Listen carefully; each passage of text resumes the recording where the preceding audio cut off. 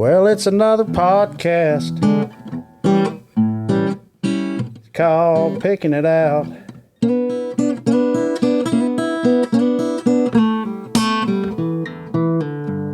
Yeah, it's another podcast, y'all. Called Picking It Out.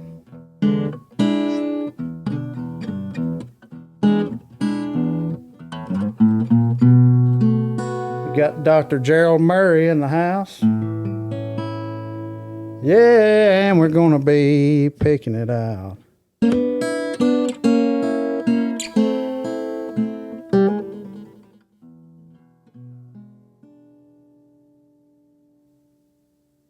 Well, hey, y'all.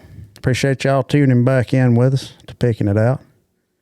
I'm real excited today because we've got who I consider to be a hidden gem in country music. We're here at his one of the coolest buildings I think I've seen in Muscle Shoals, and that's saying a lot because there's a lot of cool buildings in Muscle Shoals.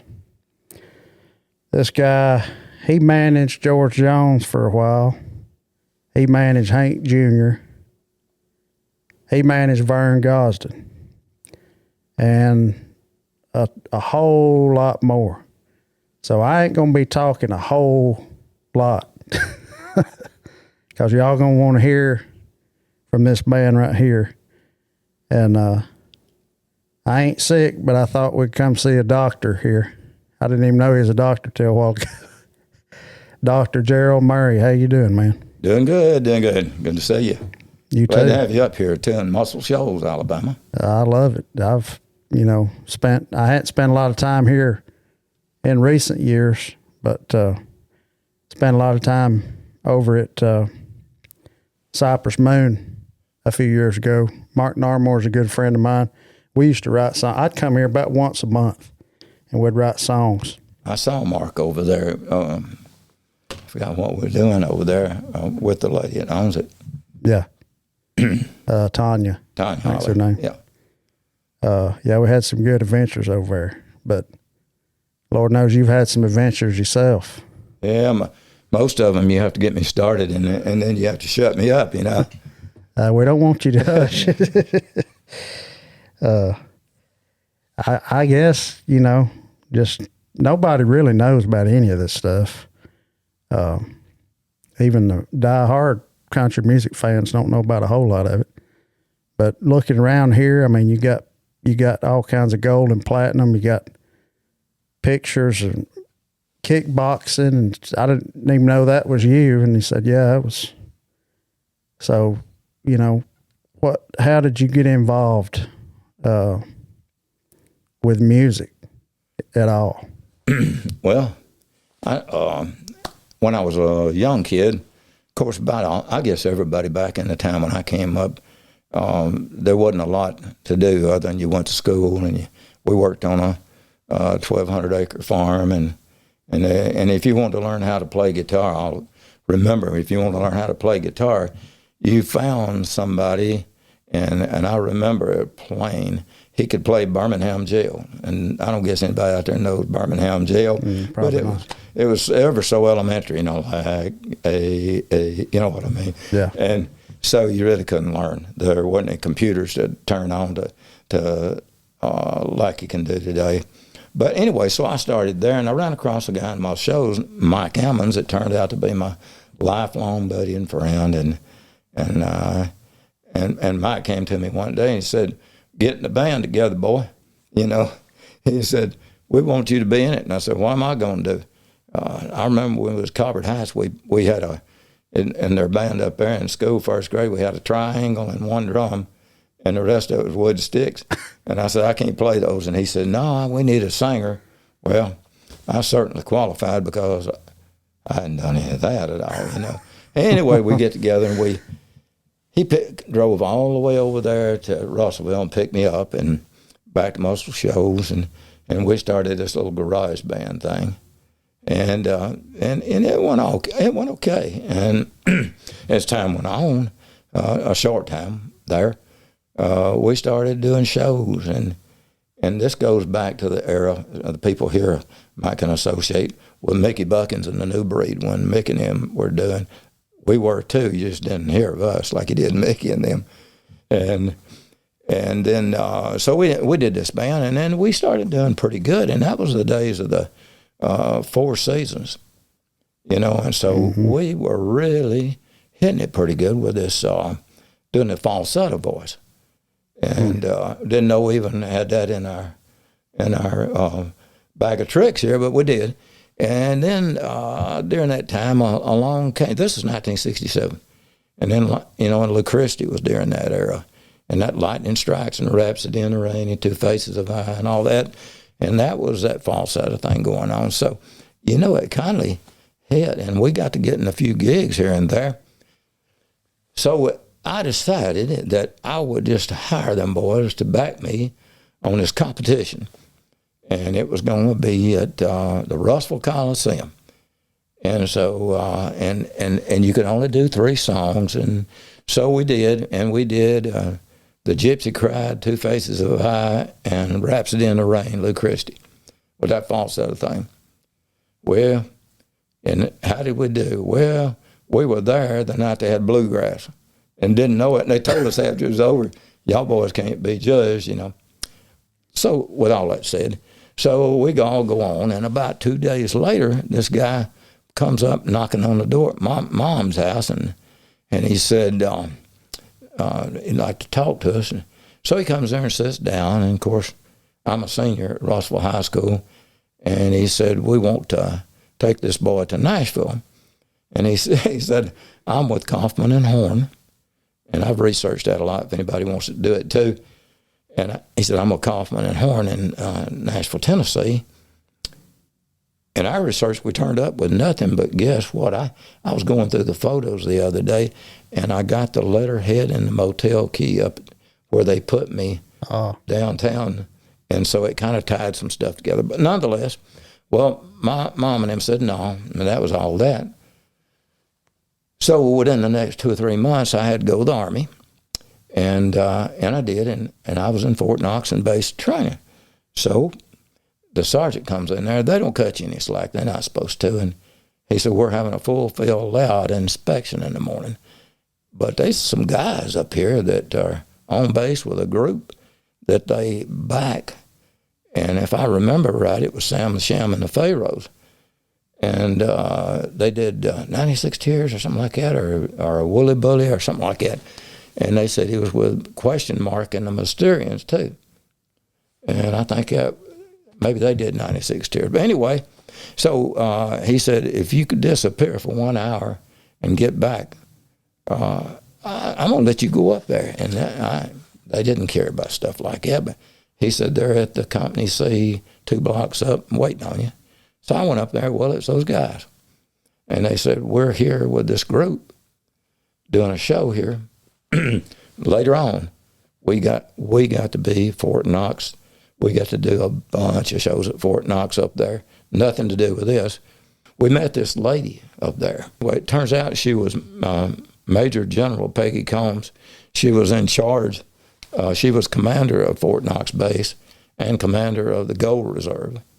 And shortly after that left to go on to be a high office with NORAD, you know, so what a contact to have, you know. Yeah. But anyway, so I went on back, and with this in mind, the guys had talked to me, and they said that they want me to come to Nashville. Skipping on, I get out of the Army there, and the guys come back to my mother's house. And so they let me go with them. Make it long story short. So we go to Nashville. And they took me around to the various places and got me in the doors. And I mean, in a week's time, I was in Mercury and some of the stuff. And they said, if the red light's flashing, you go on in. But here, and they had it worked out. I'm not sure about all that because I owned a studio in Nashville. And we didn't let people just walk in like that with a red light flashing, you know what I mean? Mm-hmm. But it's how it happened. And they told me what they expected. I mean, they wanted to try to, they wanted to try to make me a singer for them. They put me in a hotel down there, and I looked it up, and And that's I should have had the name of it, I was going to do this, but that information is in a safe. But anyway, downtown, and my mom and them finally called home, and they said, we don't know who them people are. We've asked a bunch of people, and you need to catch a bus home. Well, I did, and that ended that story. So that's how I got started in it. And I got interested, and of course, during that time, I was always keeping up with that Hank Williams Jr. I really liked him, and I noticed the other day going through some stuff, I found where he fell off the mountain there in Ajax Mountain in Montana, and I got the newspaper headlines of it. So stuff goes way back to where I was a real fan of Hank's there, and that was kind of how I got started, my interest in it.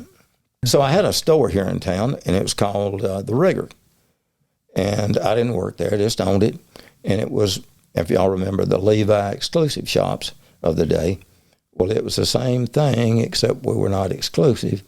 We carried Stetson hats and the leather jackets and the boots and all the 3 or 4 kinds of boots. And so I was in there one day, and a couple of guys walked in that I knew because they went to Russell School or thereabouts around Russell.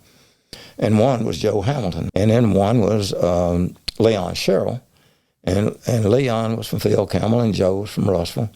And I knew them, and they both were players in Hank Williams Jr.'s band, and I had heard that, and they said, "Boy, old Hank would have a field day if he was in here looking at all this stuff." And I said, "Well, where is he?" And they said, "Well, he's in Coleman at his house down there." And so I said, "Well, call him on the phone then," and I'm just saying this stuff like he can just do it, And I said, "Let's call him on the phone. We'll take something down there." Well, I got him on the phone, and I put a few things in the car and headed on down to Hank's house. And when I get there, I went to J.R. Smith's office, and J.R. was Hank's manager. And J.R. and I went on out there to Hank's, and it was an A-frame out overlooking Smith's Lake, and Hank was out there with a rifle firing out across there. And he loved the guns and the hunting and the fishing and all, like everybody knows that. But this is how it happened when I got there. And so we walked on in to the little A-frame there, and it was ever so nice. And underneath, when you walked in, there was a little set of deck above it there. And this part down below it was the car that Hank Williams Sr. died in. And so we went on. We didn't talk about that. We went on in where Hank was. And Hank just reached over and got that acoustic out. And Calvin I can't remember Calvin's last name, but Calvin was a bus driver, and for Hank, and he had been around Hank Sr. And Hank just picked it up and started doing some of his dad's stuff, And old Calvin was just laid down on the floor there and had tears running off his face, and that Hank Jr. can really do that stuff. When he wants to really do it, he can do it. And so we spent time with him, had a good time, and we made. I did have Louise Howard with me. She's a photographer from here, just a friend, but she's professional. And so we got some just killer photos. Matter of fact, that's one right over there. Hank and the grizzly bear and me and I saw that. And the guns behind it and the gun holster behind it. And he told me one day that the gun holster, that he was watching a cowboy movie, and he liked those holsters, and he had those things ordered. And he ordered them so he could wear them when he sat in the car with George Wallace in the parade. When George sat on if y'all ever see any pictures, Hank's got that. Well, he gave those to me, by the way. And it says HWJR, his initials on the front, and they're black and white, Spanish-looking things. And he had a Colt 44 in one side and a Colt 45 in the other. One of them had the black handles, and it was supposed to have been something that belonged to one of the generals. I should know who that was. I don't mean belonged to him. Maybe it was a duplicate. Yeah. And the other one Hank had. And he still sends me stuff in the mail, and now and again just asks the status. But anyway, it had ivory handles on it, and there were carvings of, I want to say his wife, and it was one on one side and one on the other, back front, and on the bottom it had the name, and then it was just something to see. And do you know, it wasn't long till I had both of those guns too, and with that holster and just we got to trading and buying and swapping and giving, and we got off into that was during the video world, and we'd get videos and he'd swap. I'd give him 30 or 40 and he'd give me 30 or 40, just stuff. We got to be really good friends. But that day drug on for a while, and I started to leave, and he gave me, still got the album in there where he signed it, the first one I ever got in my life there. So that's the first thing I ever got there that he gave me. But before we got home, got gone, he said, you know what old car underneath it out there? He said, you know, I need space right there. I want to park there.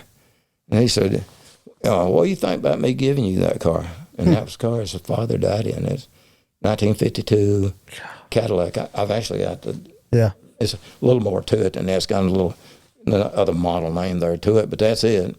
The convertible and all. And so I called back up to Muscle Shoals, and I called Smitty's Wrecker, and Billy Jean answered the phone, and I said, can you run down here and pick his car up? And I told him, and so he come on to Coleman about 2 o'clock in the morning and hooked to it. And I asked Hank if it'd run, and he said, well, it'll run, but you go about 2 blocks, and it starts getting hot. Well, I looked that up recently just to see, and it said, and it told about the kind of block and stuff. They were notorious for getting hot, but nonetheless, we never did, I don't think, crack it. Maybe that's not true. But I took it, I brought it up here and put it in my garage at 2001 Jackson Avenue in Jackson Heights. That's kind of significant. That's where it came to. And then 2 blocks down the road from me, and not so long after that, George Jones lived there. And we put him in a rental house right down from me 2 blocks. And so in time, his address became a real significant thing because of where he lived in that time frame. And anyway, I kept it about 5 years, and I used it here in advertisement at this manufactured housing place we've had for 50 years. And I put it at that rigger I was speaking of, put it down there, and then we used it some. And then one day, and I'm leaving JR out of a lot of this, and JR Smith was really an important thing in his life there, and I think Hank tells that where JR and they all got together, and I believe he says I moved on down to Sweet Home, Alabama, 1973. 74. 74. Had to get out of Music City and had to get back on the road. And that was where they came into the recording at that time here. And I'm not trying to tell their story, but I got to be there for those recordings. And I hope I'm not skipping around too much, but so we wound up over there at Wishbone doing one of the recordings. And if I'm saying it right, Whiskey Bent, Hellbound, and Family Tradition came out of that. And I know we're at Music Mill, and one of the other songs come out of there, and Waylon was over there a lot. Waylon and Hank were big buddies at the time and all. And so at the particular day I'm talking about, we were recording over there, and we had a flute player and a steel player in there that particular day. And Hank said, well, told JR, said, well, I'm going to have to run. I live 1 mile from there. And he said, I'm going to have to run over here. Gerald, I got to get back over here and just spend just a little bit of time by myself. So he said, let's go over to your house. And JR was on him because it was costing, like it was. He said, it's time's running over here, don't you? Yeah, Hank didn't care. And so we went on to the house.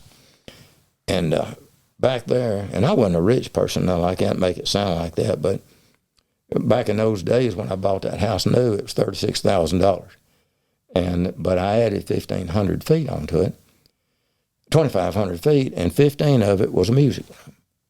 So Hank said, I'm going to go back here and shut this door. Well, I had it all geared up. I mean, we had guitars and all this stuff and banjos. And in those days, I'd buddied up with Roy Yarber, some of the banjo player, and bought a Sunburst Gibson from him. And just we had all this stuff. And Hank could play about anything he could pick up. I remember that.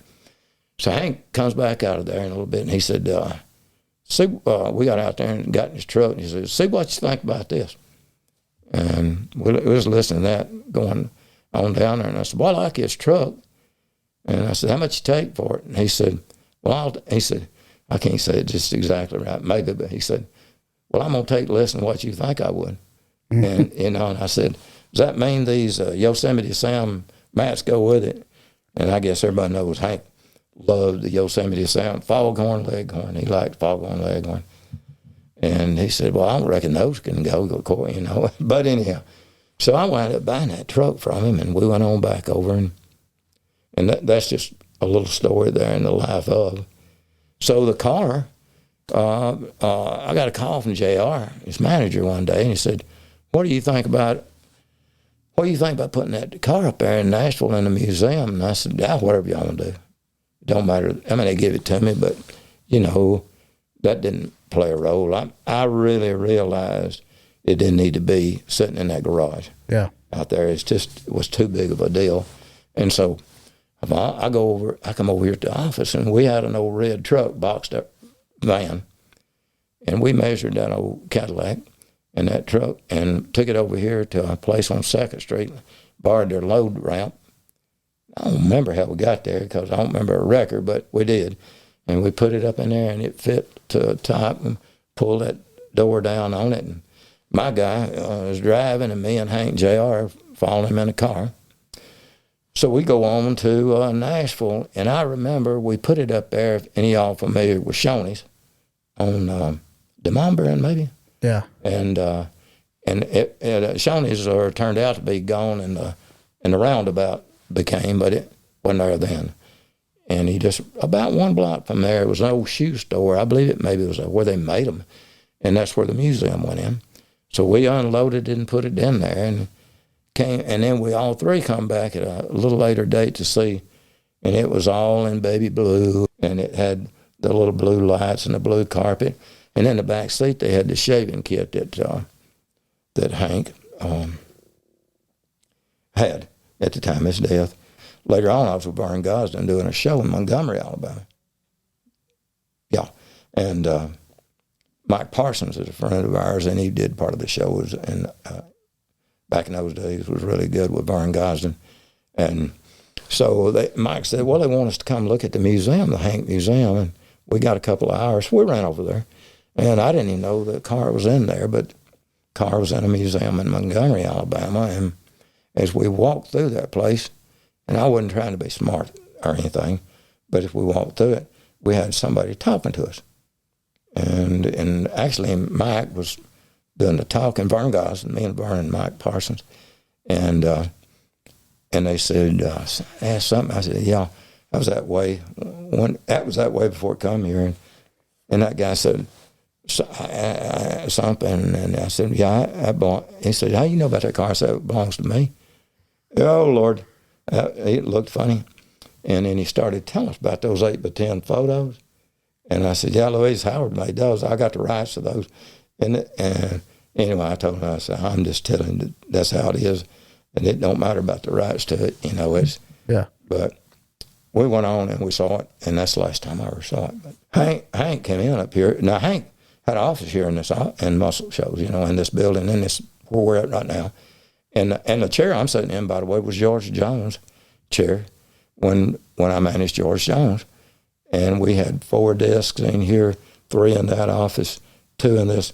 Boy, we were packed like sardines in those days. There wasn't any computers, so I think we looked that up the other day. It was about 84, maybe, when somebody might, find that not right, but I think that's right, what we said. So Hank had been up here that day, and he had this, it's back there, by the way, in that little room. He had this hog head under his arm. And he said, what you think about this hog head? I said, boy, that's something. And he said, well, you want it? And You know, oh, yeah. And and I said, hey, Hank, did you know JR called me the other day? And he said, I got a bear over here on rollers, and I think he's putting some stuff back here in the back. That big grizzly bear you had, that grizzly bear's in that photo over there. And some other stuff he's going to put in the back. There's storage back here, 2,000 or 3,000 feet right straight in front of me. And so he didn't say, but he gave me that dog head. Well, I got on down there to the music mill, and there was a guy standing in the door blocking to get in. He was leaning up there and just staring. And I just stopped, and I was looking at him. Never seen him before. And it's Waylon. And he said, you need a hog head. And I said, I got one. And he said, you need another one? Trying to give him that. Yeah, he's trying to get rid of his hog head.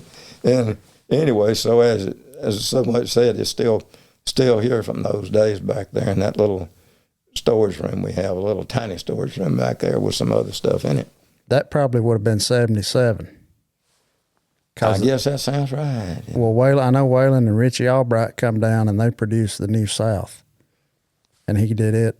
That's where he did it. It's over here. I know Jess Coulter was with him. Yeah. And I didn't see Richie.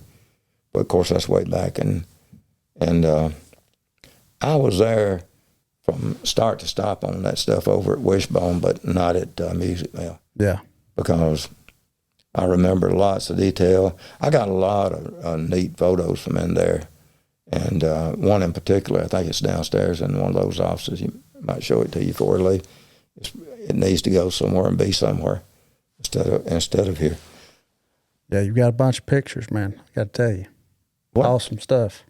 I first met him down in, after he had healed up enough from falling off the mountain that they were getting together to choose the next guys that was going to be in the first band after his injury off the mountain. And we went down to the log house that belonged to J.R. Smith, and at the time, J.R. had sold it to Coy. And Coy was,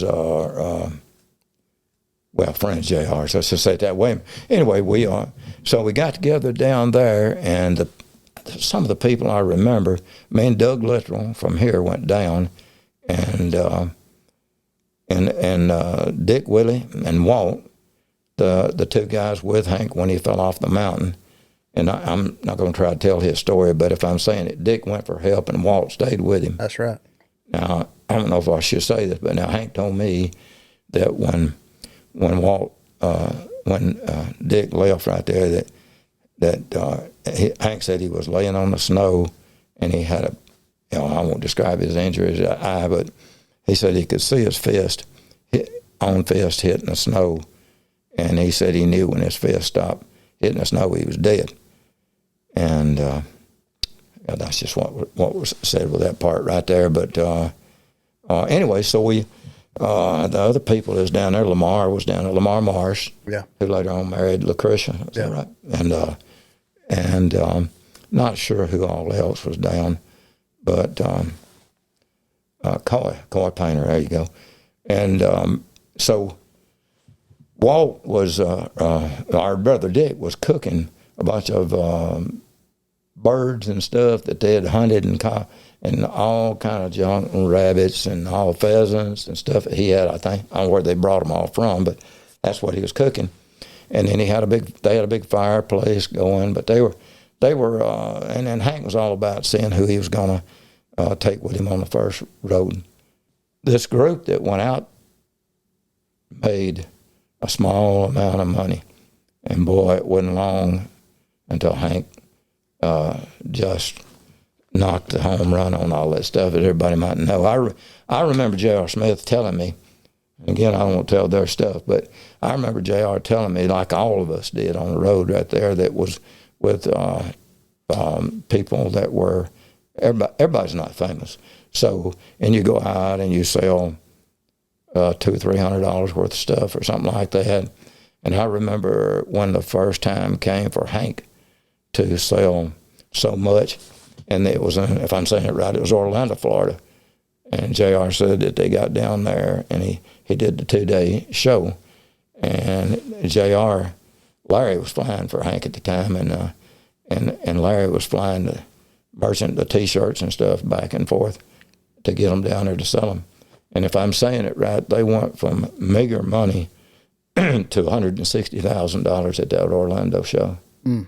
And I don't even know if they ever looked back after that. But y'all know how, I mean, everybody likes to have a T-shirt or a picture or all that. But, wow, things were, and I don't mean it happened that fast, but it happened pretty fast. When he got to Muscle Shoals and recorded these albums, and I guess you know more about and I think that I mentioned a while ago to you, they reached a time, and I remember that he had 5 albums in the top 10 or something like that. On the charts at the same time. On the charts at the same time. That's saying a lot, you know, and some of these things are on the wall here, or it came from the record labels, and that's what they are. It tells when Hank had what at what time. A lot of those wooden-looking things were the popular thing back in. And they gave me stuff when they gave them stuff. I mean, I'm sure JR had it done, but we were pretty close now. Me and Hank and JR decided to buy a mobile home from the best place in town. That's me. So we bought one for me, and we moved it down to Big Daddy Drive in the Intercoastal Waterway, Panama City, and that. So we can look and see Hathaway Bridge, and Hathaway connected Panama City Beach to Panama City. And so JR had a friend here, and it was Charles Burns, and he built boats in Muscle Shoals, or it could have been Lauderdale County at the time, but, you know, anyway, here. And so JR had if I'm saying it's 500-ton captain's license of a major vessel, and an airplane and all that kind of stuff. But nonetheless, he bought this great, he was a nut about boats. He loved boats. So from that day on, we always had the boat, and I'm not sure how long he'd keep them at a time and all. One day I was talking to JR, and I said, well, when you open the sliding patio door to this mobile home we lived in, we didn't live in, we just had it down there. Yeah. And by the way, if a lot of people might have sent Hank stuff in those days, like bed and all that stuff, boy, that thing had that all in there, and it was strictly Hank Williams Jr. and everything. And I said to JR, we slide that door open, and we take 2 steps, and we're actually walking on the steps of this giant boat. When I mean giant, might not be giant, but this was a fishing vessel. But it had sleeping quarters and shower and all this, you know. So... And JR said, really, you just step one time. And that's, being the intercoastal means we didn't have the beach to contend with. We was able to back the boat up and didn't have the beach part. But many, many times, JR would set it on 52 miles out.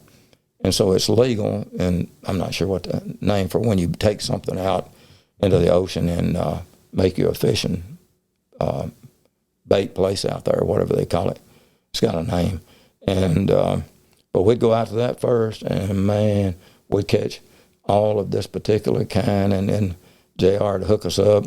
We'd go over to the next one, and then a lot of times they'd throw me something out, let me and I caught a bonita and stuff like that, change it over. So we didn't just go out there and waste our time.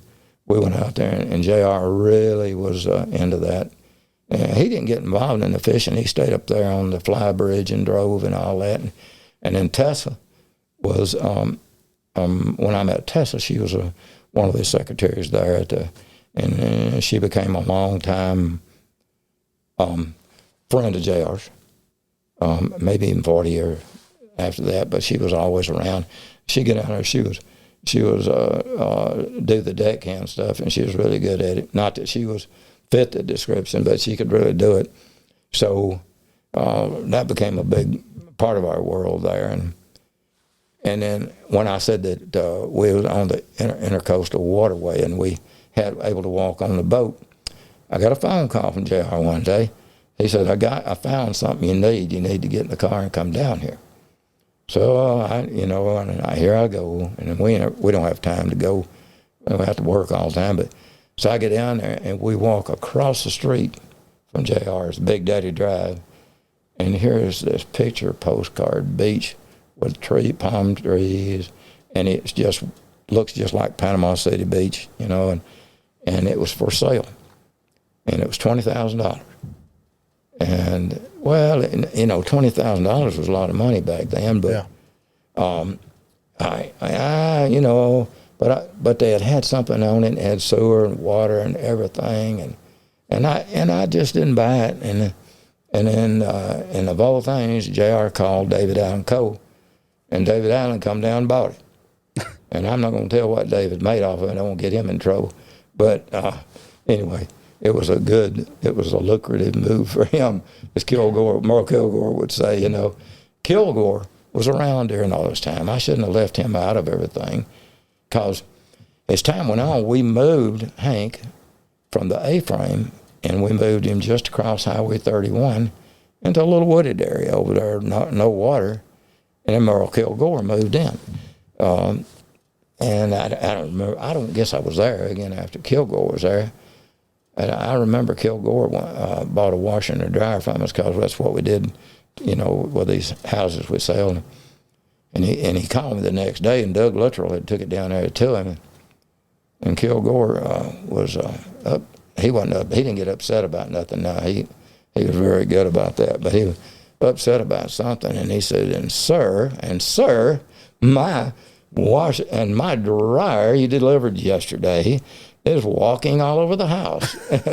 And he said, oh, my nerves. You know, they say that about a lot of stuff when you get it. And I said, well, anyway, Doug went back down there and took shipping blocks out of it and saw Merle.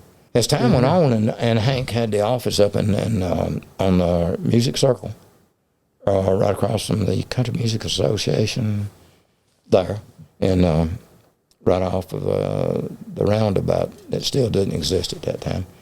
I was up there with Kilgore, and this was after Merle took over as the manager, and went in up there, and we went, and he wanted me to come up and go eat. We used to all go to Kobe, me and Hank, JR, and we'd go to there's a Japanese steakhouse. I think that's correct down there on, I called it West End, just coming out of town, headed toward Vandy. And we'd go over, and he said, well, let's go down there and eat. We did, and in the midst of eating there, he said, you know, I remember all them, he said, you remember he calling you the camera bug? And I said, no, I don't really remember that. And he said, you made a lot of photos, and I did. I've got like thousands of photos. And he said, well, my back began to hurt me down low, and I wasn't expecting him to what come next. And he said, I've got lung cancer. And he said, I want to make sure that my wife gets these photos. And as time had it there, I never knew how to get up with his wife.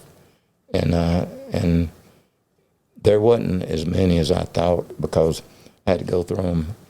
When we wrote some books. I wrote the book, the Vern Gosdin story, and it's been out.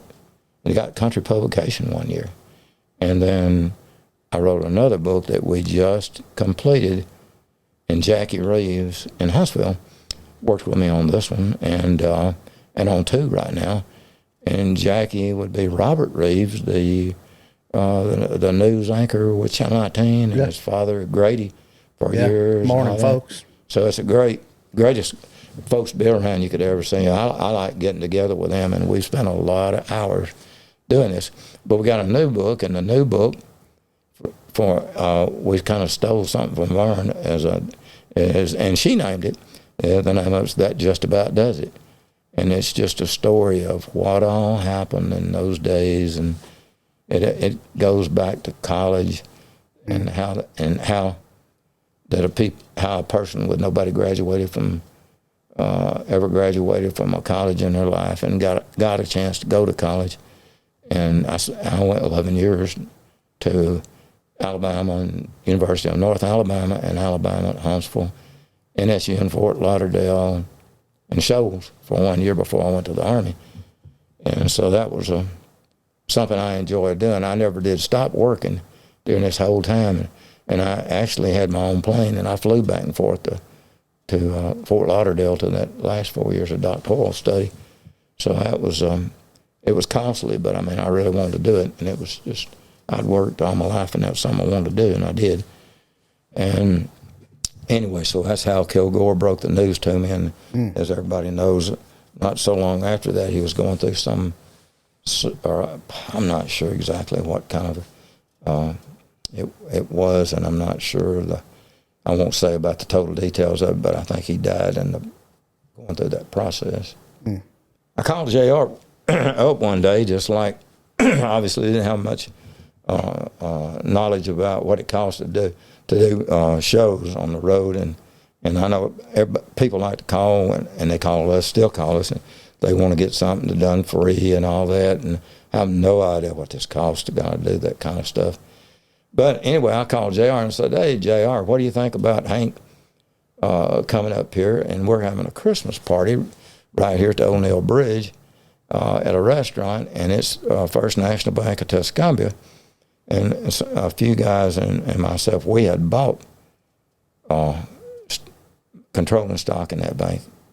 And I just thought it was a good idea. I mean, I had a whim when I asked, and didn't have a clue what I was asking for. JR said, "Let me check, and I'll call you back." And he did, and he said, "Well, and we would, but Hank's on tour in California. He ends up in California in that time frame, so he won't even be here." All right, no problem.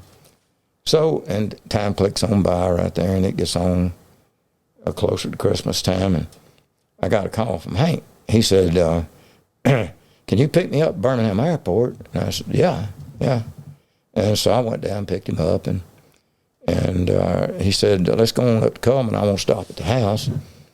And we stopped at his house, and it was getting about Christmas, and so he comes in there and he said, "This is the guitar that I used on tour this year.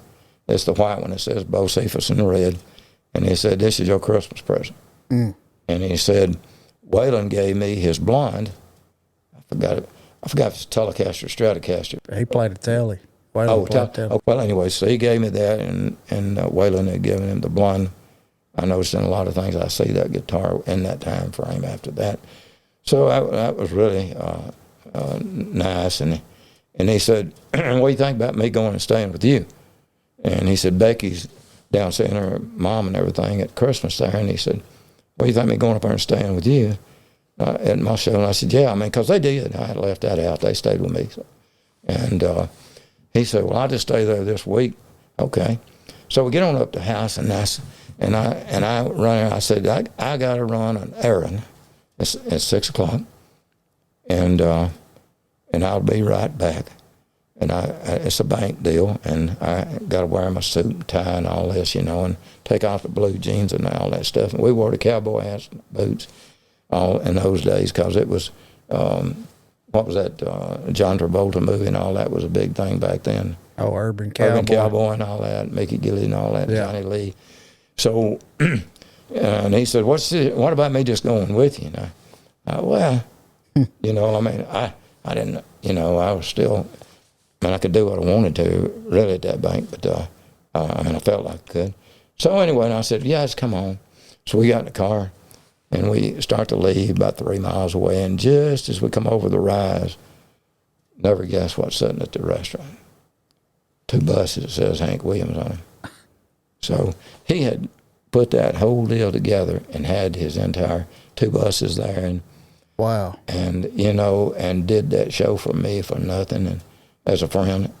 And we went on in there, and they did about 6 songs, and so me and him and JR and Kilgore, we decided we'd go on across the O'Neill Bridge to Dale's restaurant. And we did, because we went to Dale's a lot, and Kilgore loved, and JR, they called it that flatbread that you got at Dale's, but boy, they had some good food at Dale's. So we had our own private Christmas party and went on across into the Dale's. So we get in the car, and we're driving a Cutlass, a new Cutlass, and it had those plastic back seats. And we start across the O'Neill Bridge, and as we got stopped by a policeman Florence policeman on the bridge. So I pulled over and I opened the window. And I opened the window, and have y'all seen Cheech and Chong? Mm-hmm. Yeah.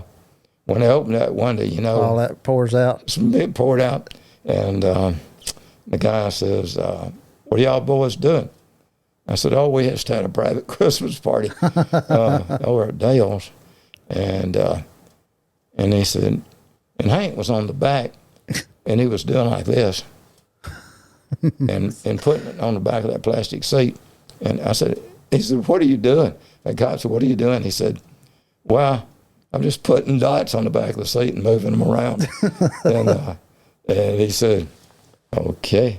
And he said, well, you Hank Williams? He said, yeah. He said, y'all boys now behave and get on out of here. Yeah, it was pretty funny. So I don't remember what we did after that. But I couldn't believe that Hank went to all that trouble right there and did that show. I remember when Hank bought his second bus, and he bought it for me. And a lot of times, okay, at this point, I'm going to tell this one. This is cool, y'all. So JR, and I'm switching a little bit of time frame here. So JR called me and said, hey, what do you think about going to the ball game at Tuscaloosa tonight? And I said, all right. He said, now Hank is coming in off tour in the tour bus, and his time is just perfect. And he said, we'll meet at the Holiday Inn down there. And I can't remember the story. Anyway, but meet at the Holiday Inn, and Hank will have the bus. You bring that Alabama van, and I'm going to bring the little airplane. Now, it wasn't a big airplane, but at that time we had airplanes. And so we all got there, and we got to the game, and we go all the way up to the nosebleed is where we were seated. I don't know how we managed to get the good seats, but we up in the nosebleed section. It was cold, and somehow or another JR had kind of a trench coat on, and I know what we had on. We wore those notorious dusters in those days. Yeah. I think Hank did for a long time, and I still got some in there. I've got the zebra skin boots that Hank and I bought downtown. Oh. What was the name of the place? The guy that had been in prison and ran that 24 hours a day, and he used prison guys for sales. Yeah, I know what you're talking about. I got a buffalo jacket in there. We bought one stuff like that, and then Stella Parton got one of the long jackets with the fringe that goes leather down. Anyway, we had those jackets on. Since JR's not to defend himself, and there to defend himself, he's not alive anymore. But so we get up there, and JR's very reserved, and so we up there, and JR's got to go. You know, we got the beer, JR's got to go, and so Hank says, "Well, JR, you got that big jacket on? Just pull that around you. We on the top step, you know." Well, we did, and a little bit later, JR's leaning over the top up there hollering, "Bombs away," and people walking out of there. Well, about that time, Hank turned around and he said, "There's Waylon down there on the field."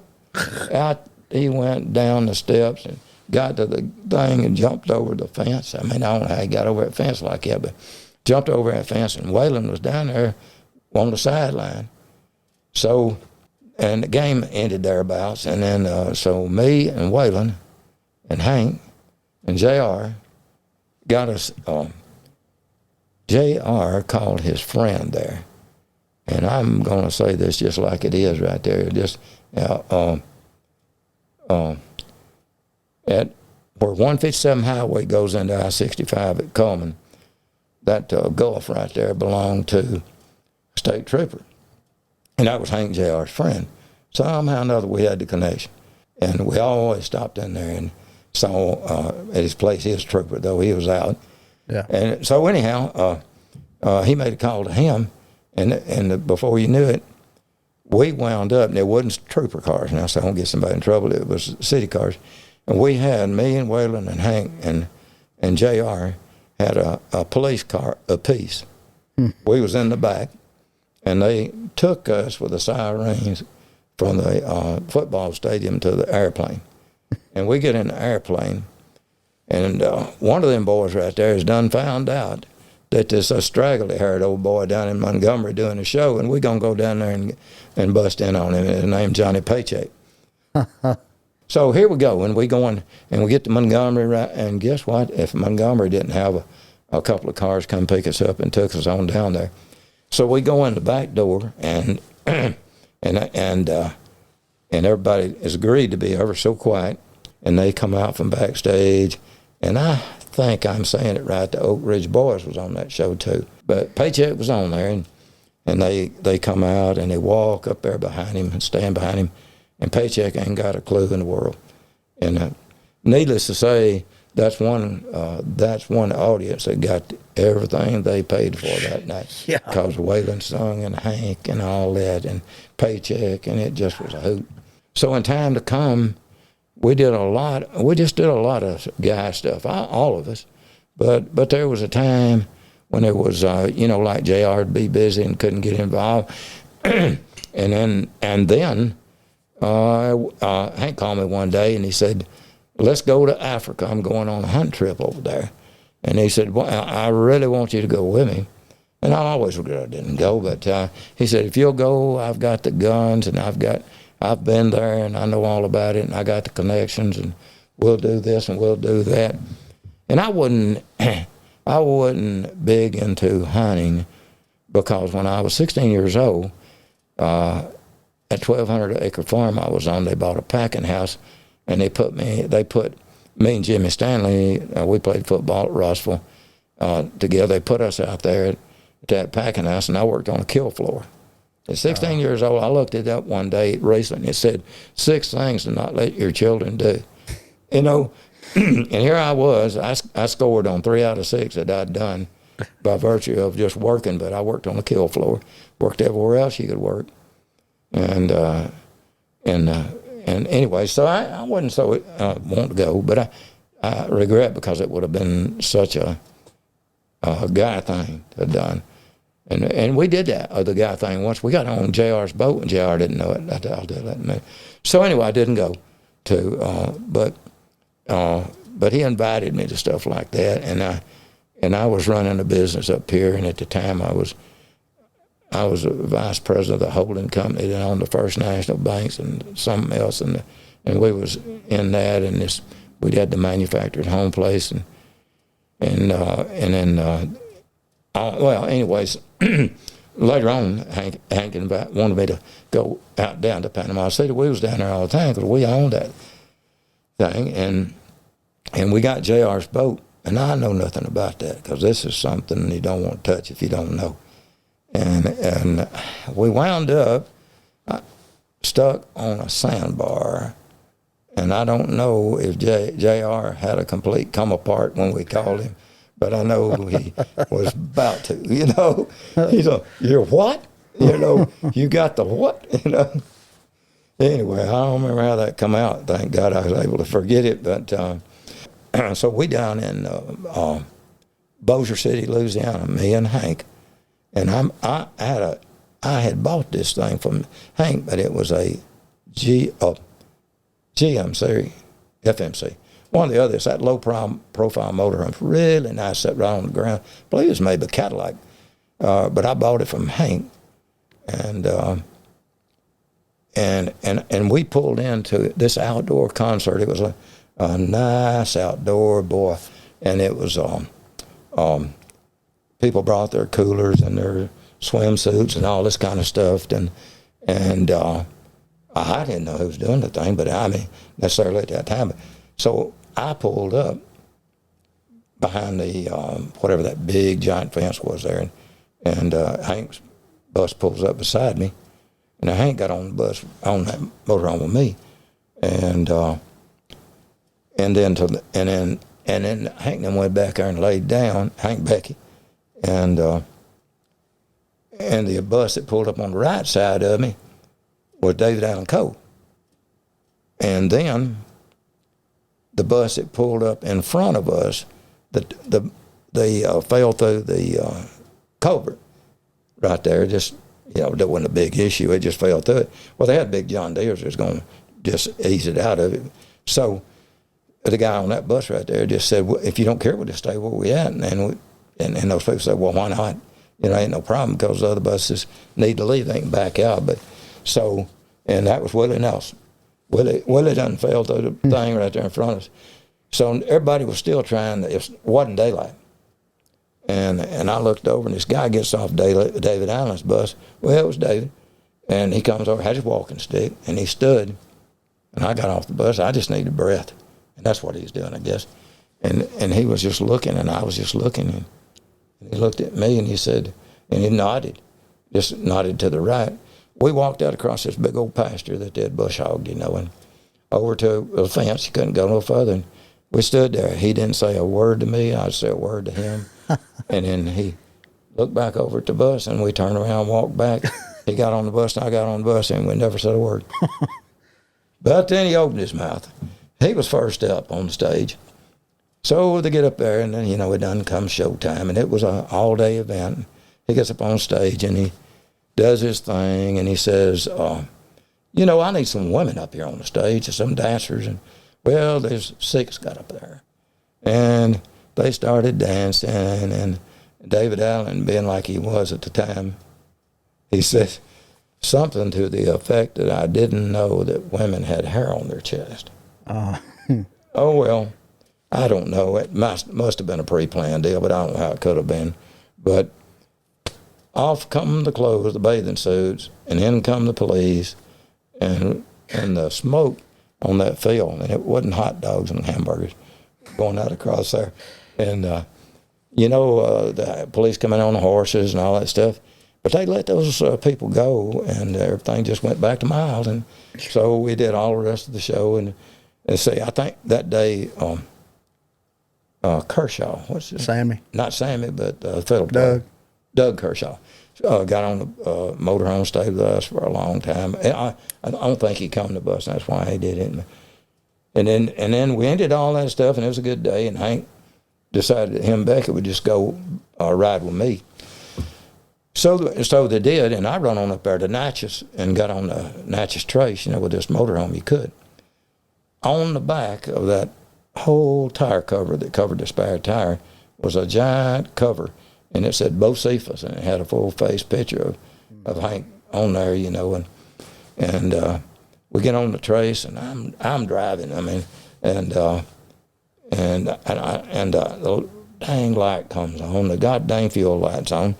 And I thought, what in the world? If you've ever been on the Trace, there's nothing on it. And there's nothing to stop and get gas at. And this is like 3 or 4 in the morning or whatnot. And so I made a car. And I thought I might not meet another one. So I flipped my lights on. Well, who else would it be but the police? And I wasn't sure that I'd classify as being non-commercial, you know. Well, he pulls up there in blue lights and pulls over, and he come over there, and he come. And midway, you opened the door, man-sized door, and I said, we're out of gas. And he said, I wonder what the problem was. So there's no place to buy gas this time of the night. Y'all boys, he said, if y'all just pull over right there, and that, he said, I'll make sure that you're okay. But he said, get off the road, and he said, and take the next so-and-so right up there, and you just stop. And he said, that tire cover. He said, that's Hank Williams Jr., right? I said, yeah, both safe. He said, is Hank Williams Jr. on here? I said, he's back there asleep. Well, Hank had done walked up with the refrigerator. He said, what's going on? I said, my red light. The fuel light come on. I said, I don't know what the hell I was thinking about, you know what? And he said, have you ever seen Andy Griffin when Barn escorts the pretty lady across the street? Yeah. Follow me. The guy said, the police did. He turns on his blue light and takes us up there. Yeah. He takes out the key to the service station, and we fill up the thing. Yeah. But I'm not complaining because he's a lifesaver, and we headed on home. But that was a cool story. That is. You know, it's Hank Williams Jr. on here.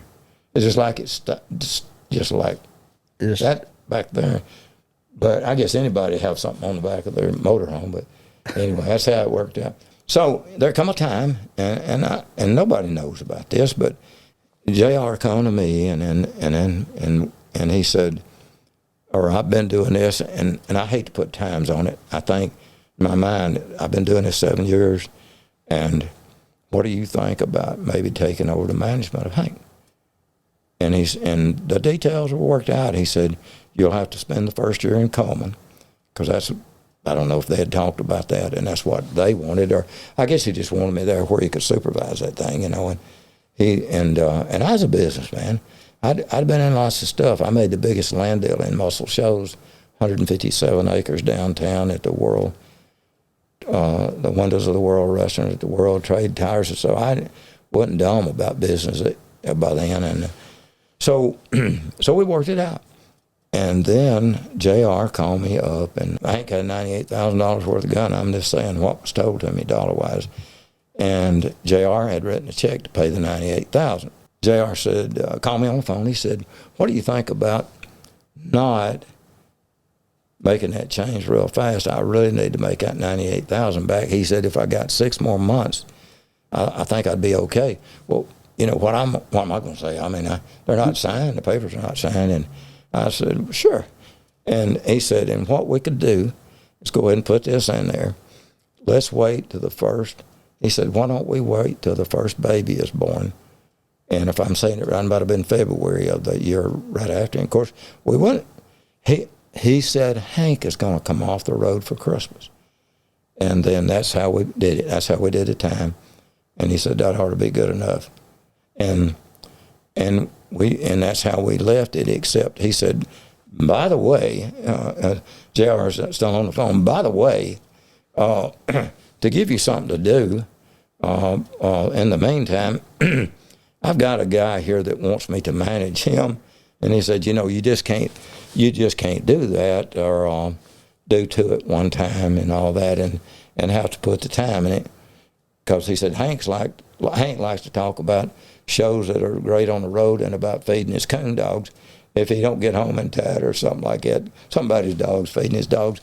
And that might have been just his way of saying it. And I thought, okay, not. Thanks anyway, but thanks but no thanks. Mm-hmm.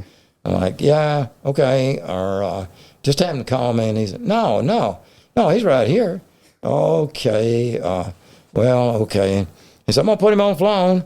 And as he puts him on the phone, that guy says, hello. And I said, yeah. I remember saying, are you already doing stuff and all you're on the road doing anything and all that? Yeah. Have you had any songs or anything? Yeah. And and I said, well, you ever had any songs that charted? Yeah. And I said, and what's your name? He said, George Jones. Here's George Jones. So we signed. So we went up to the attorneys up there that wound up being a big part of my life with George and stuff. It represented George and Tom Binkley and Hauser in Nashville. And they put the contract together, and and we went over to Rick Blackburn, who was the president of CBS Nashville, and Emily, I'm not sure, but she was the right-hand lady to Rick Blackburn. And so they're the ones that witnessed the contract for me to manage George Jones. And in time, I did a lot of work with him. And I will throw in there at this particular time now we got George. I said Leon Sherrill was at that rigger down there that I owned. Well, Leon from Phil Campbell, Billy Sherrill produced the bulk of George's hits and did Stand By Your Man, Tammy Wynette, and Apartment Number 9, Tammy, all that. He was from Phil Campbell, same. That's where Leon Sherrill was. I don't know if they're related, though. I talked to Billy later on at my studio, Studio 3 in Nashville. I was across the street from Reba McEntire at Starstruck. And when I had that studio up there, it was the old Bullet studio before we bought it. But so we signed a contract with George Jones and did the thing and got everything going. We moved everything. Really wasn't nothing to move. We just opened everything here at 2903 Woodward Avenue at the Gerald Murray Home Center thing. And this is 8,500 square feet, and the upstairs was totally vacant with all these offices and everything, and the kitchen and stuff. And So we just overnight, I guess I forgot that we had started. I had some girls that were really good, and we started doing his fan club stuff and doing the monthly news and all that stuff before that all came to be. So that's how we got what already had offices and the ties and stuff. It worked out. So we got everything together, and the first, I guess the first significant show we did, we had some great people in there, and we had Ron Gaddis and Lori Morgan, who were husband and wife at the time, and we had Clyde Phillips, and Mark was doing the drums, and Tom Killen, I won't call him Payne, Tom Killen was doing the steel, and a lot of these guys were there 20 plus years. I'm not sure who the piano player was at the time, but I think he got relieved on the way back from that first tour. But nonetheless, so we went to our first tour. It took us the 13 shows in 18 days, and it was a California tour, and we started out in Little Jackson, Tennessee, 125 miles from here, and I call it little. I don't know how big it is today, but that was our first show. So we pull up in the bus, and we're all on the bus.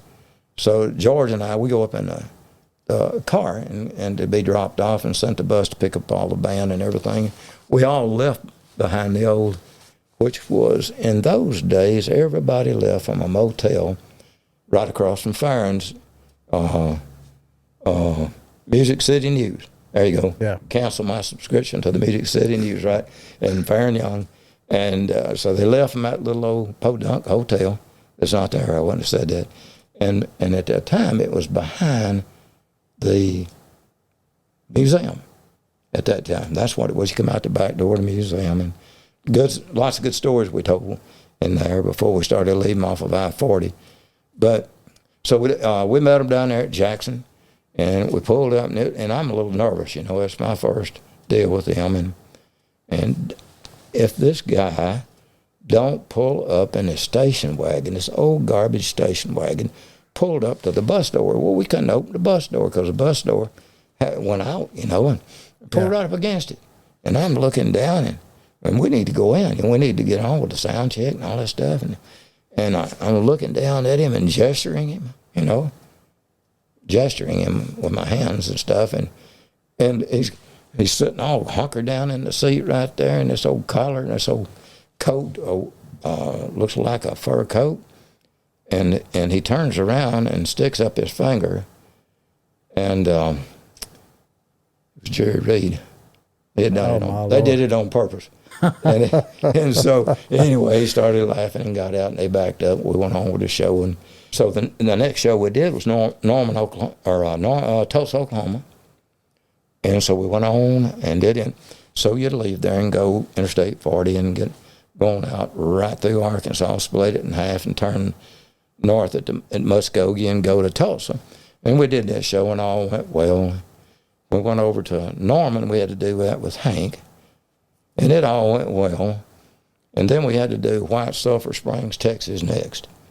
Well, we got there, and it was a big coliseum. I mean, massive coliseum, and it was just us. I don't know.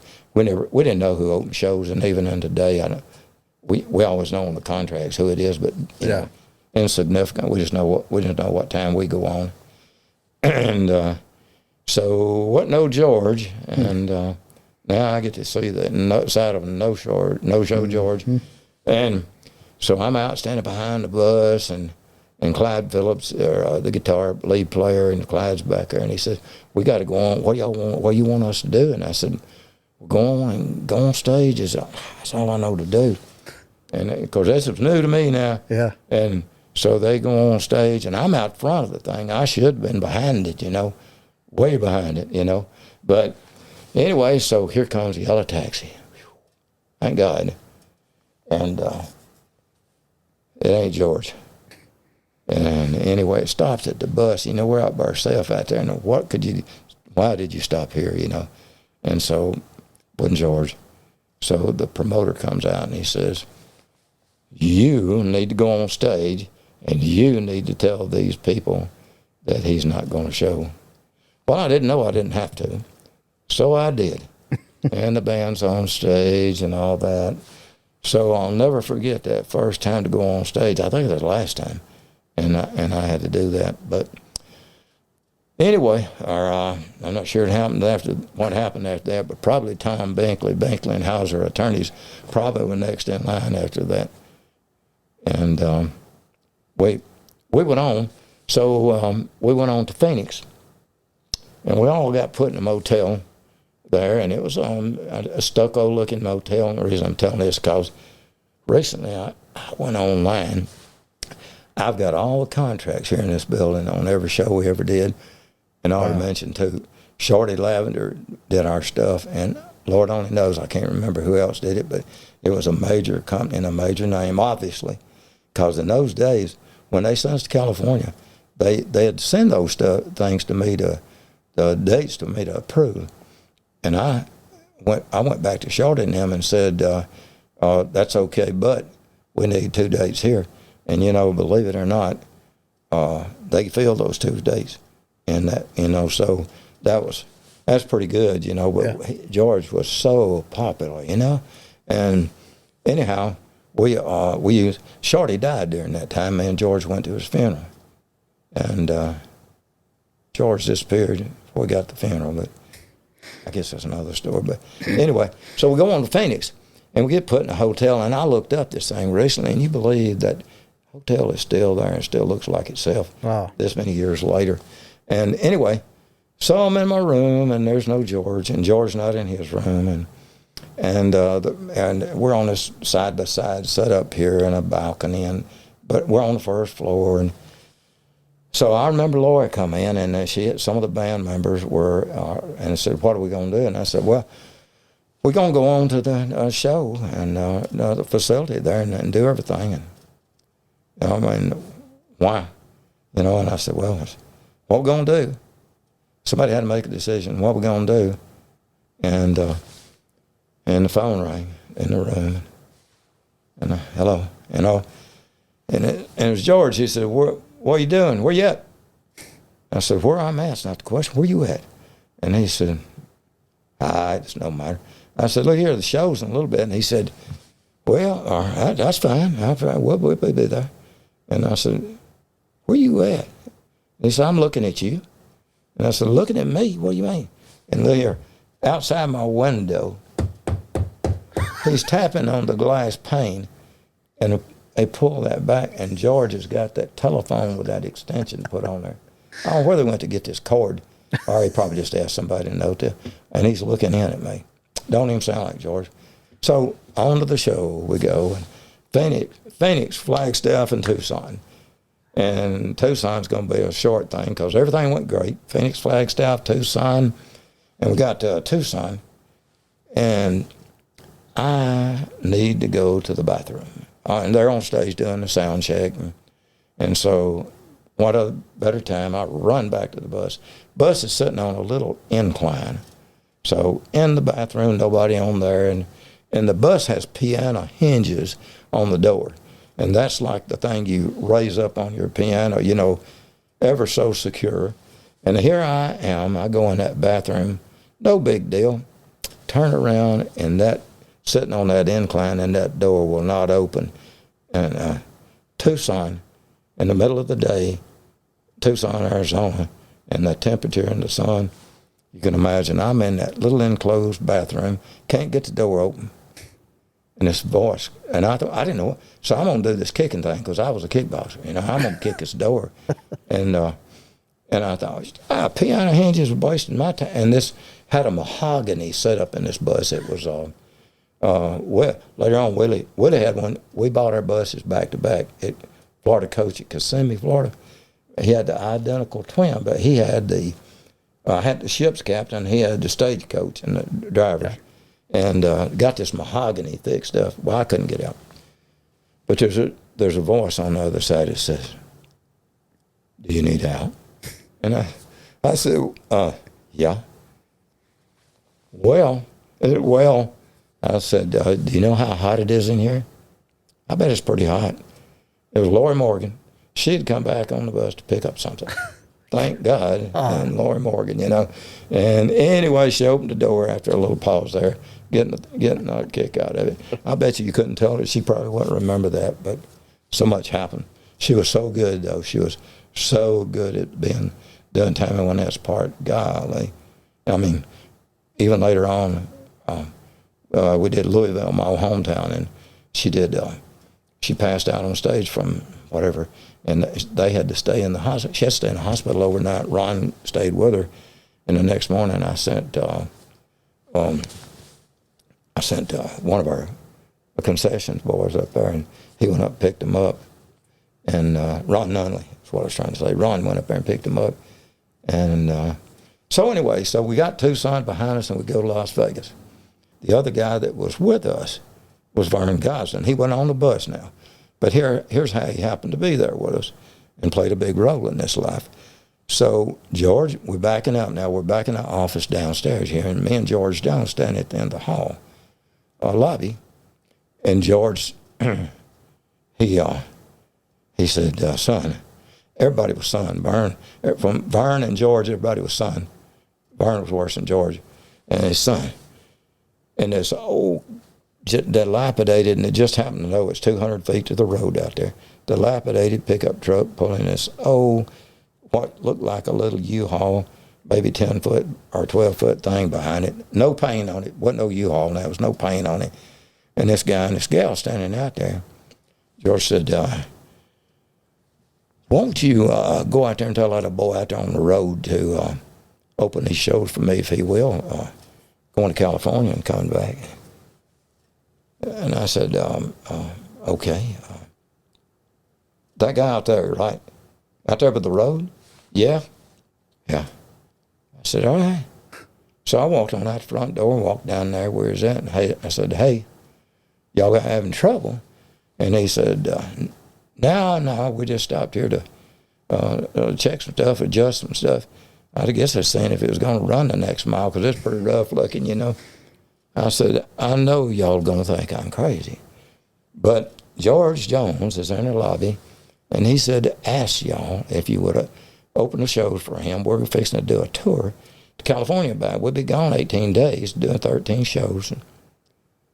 And he said, well, I live in California, and we're headed that way, and I've got some shows, a few shows to do.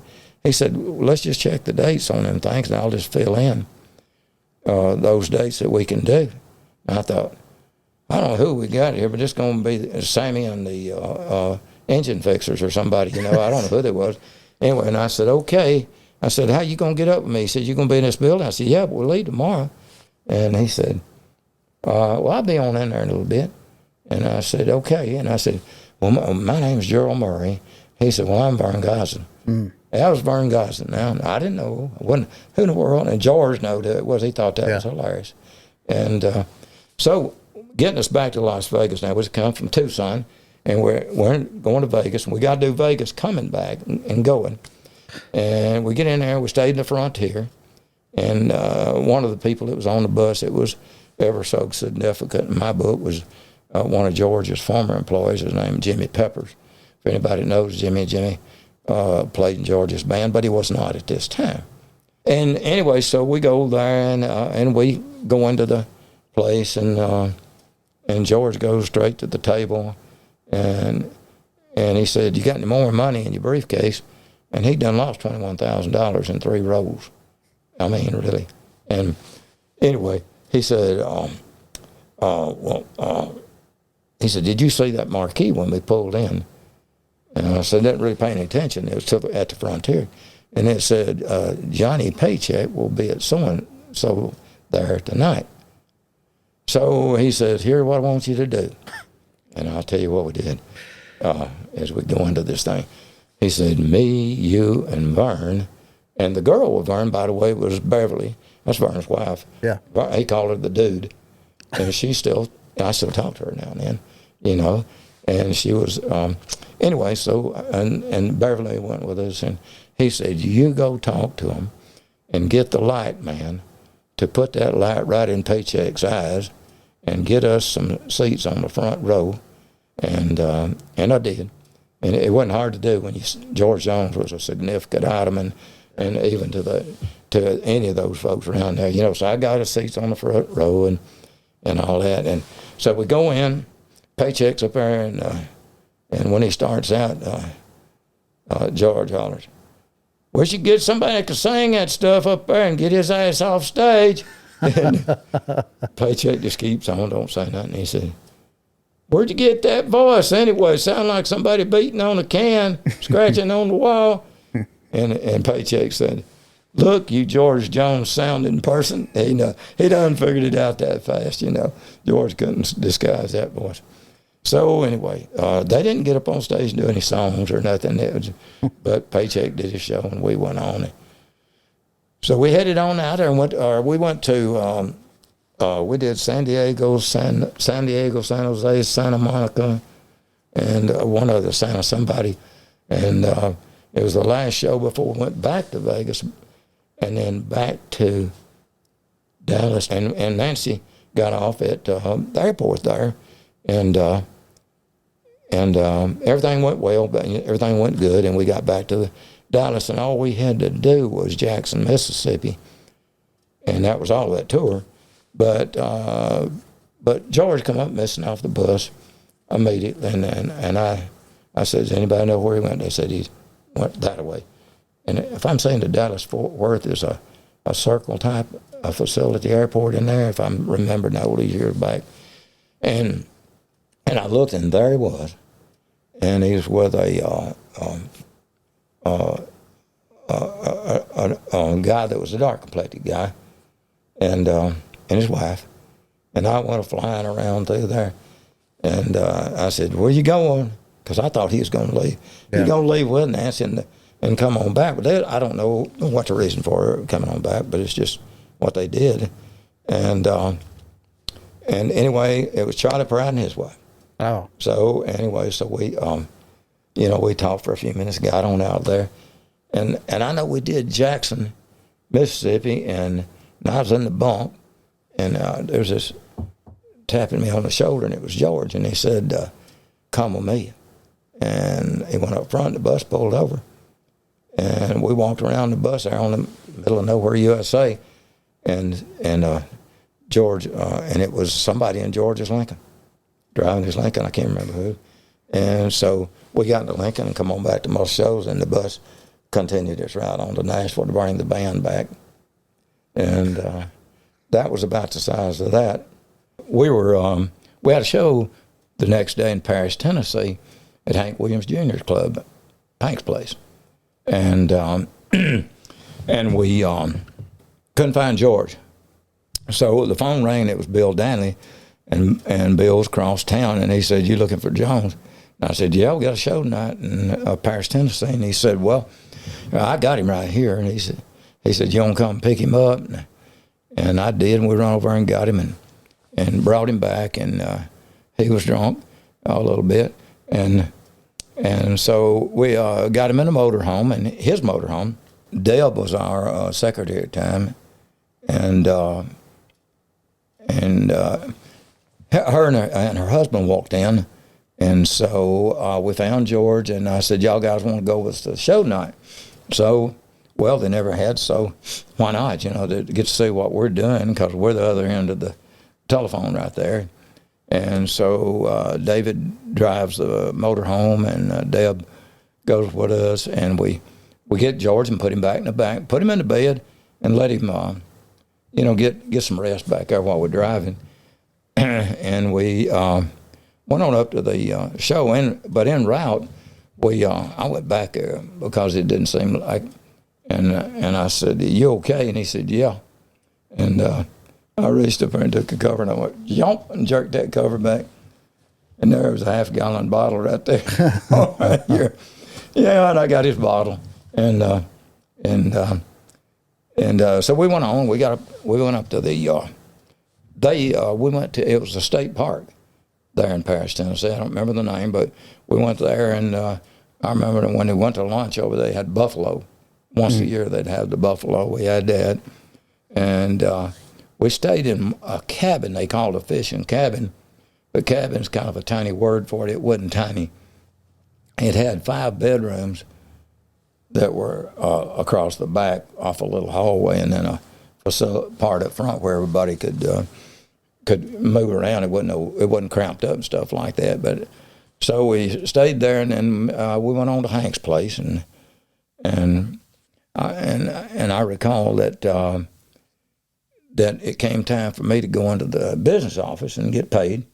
And you know, everybody knows 50% of the show's paid to the promoter, and then the agent, and then prior to the show, and then 50% you're picking up on demand the day of the show. And so I went into the office to get the money, and George and them had just gone on stage there, and it was Kilgore opened for George when anytime he could, and he opened for Hank, and he opened for Farron, and I was around all of those. And Farron was just a hoot. I mean, I love Farron and Robin.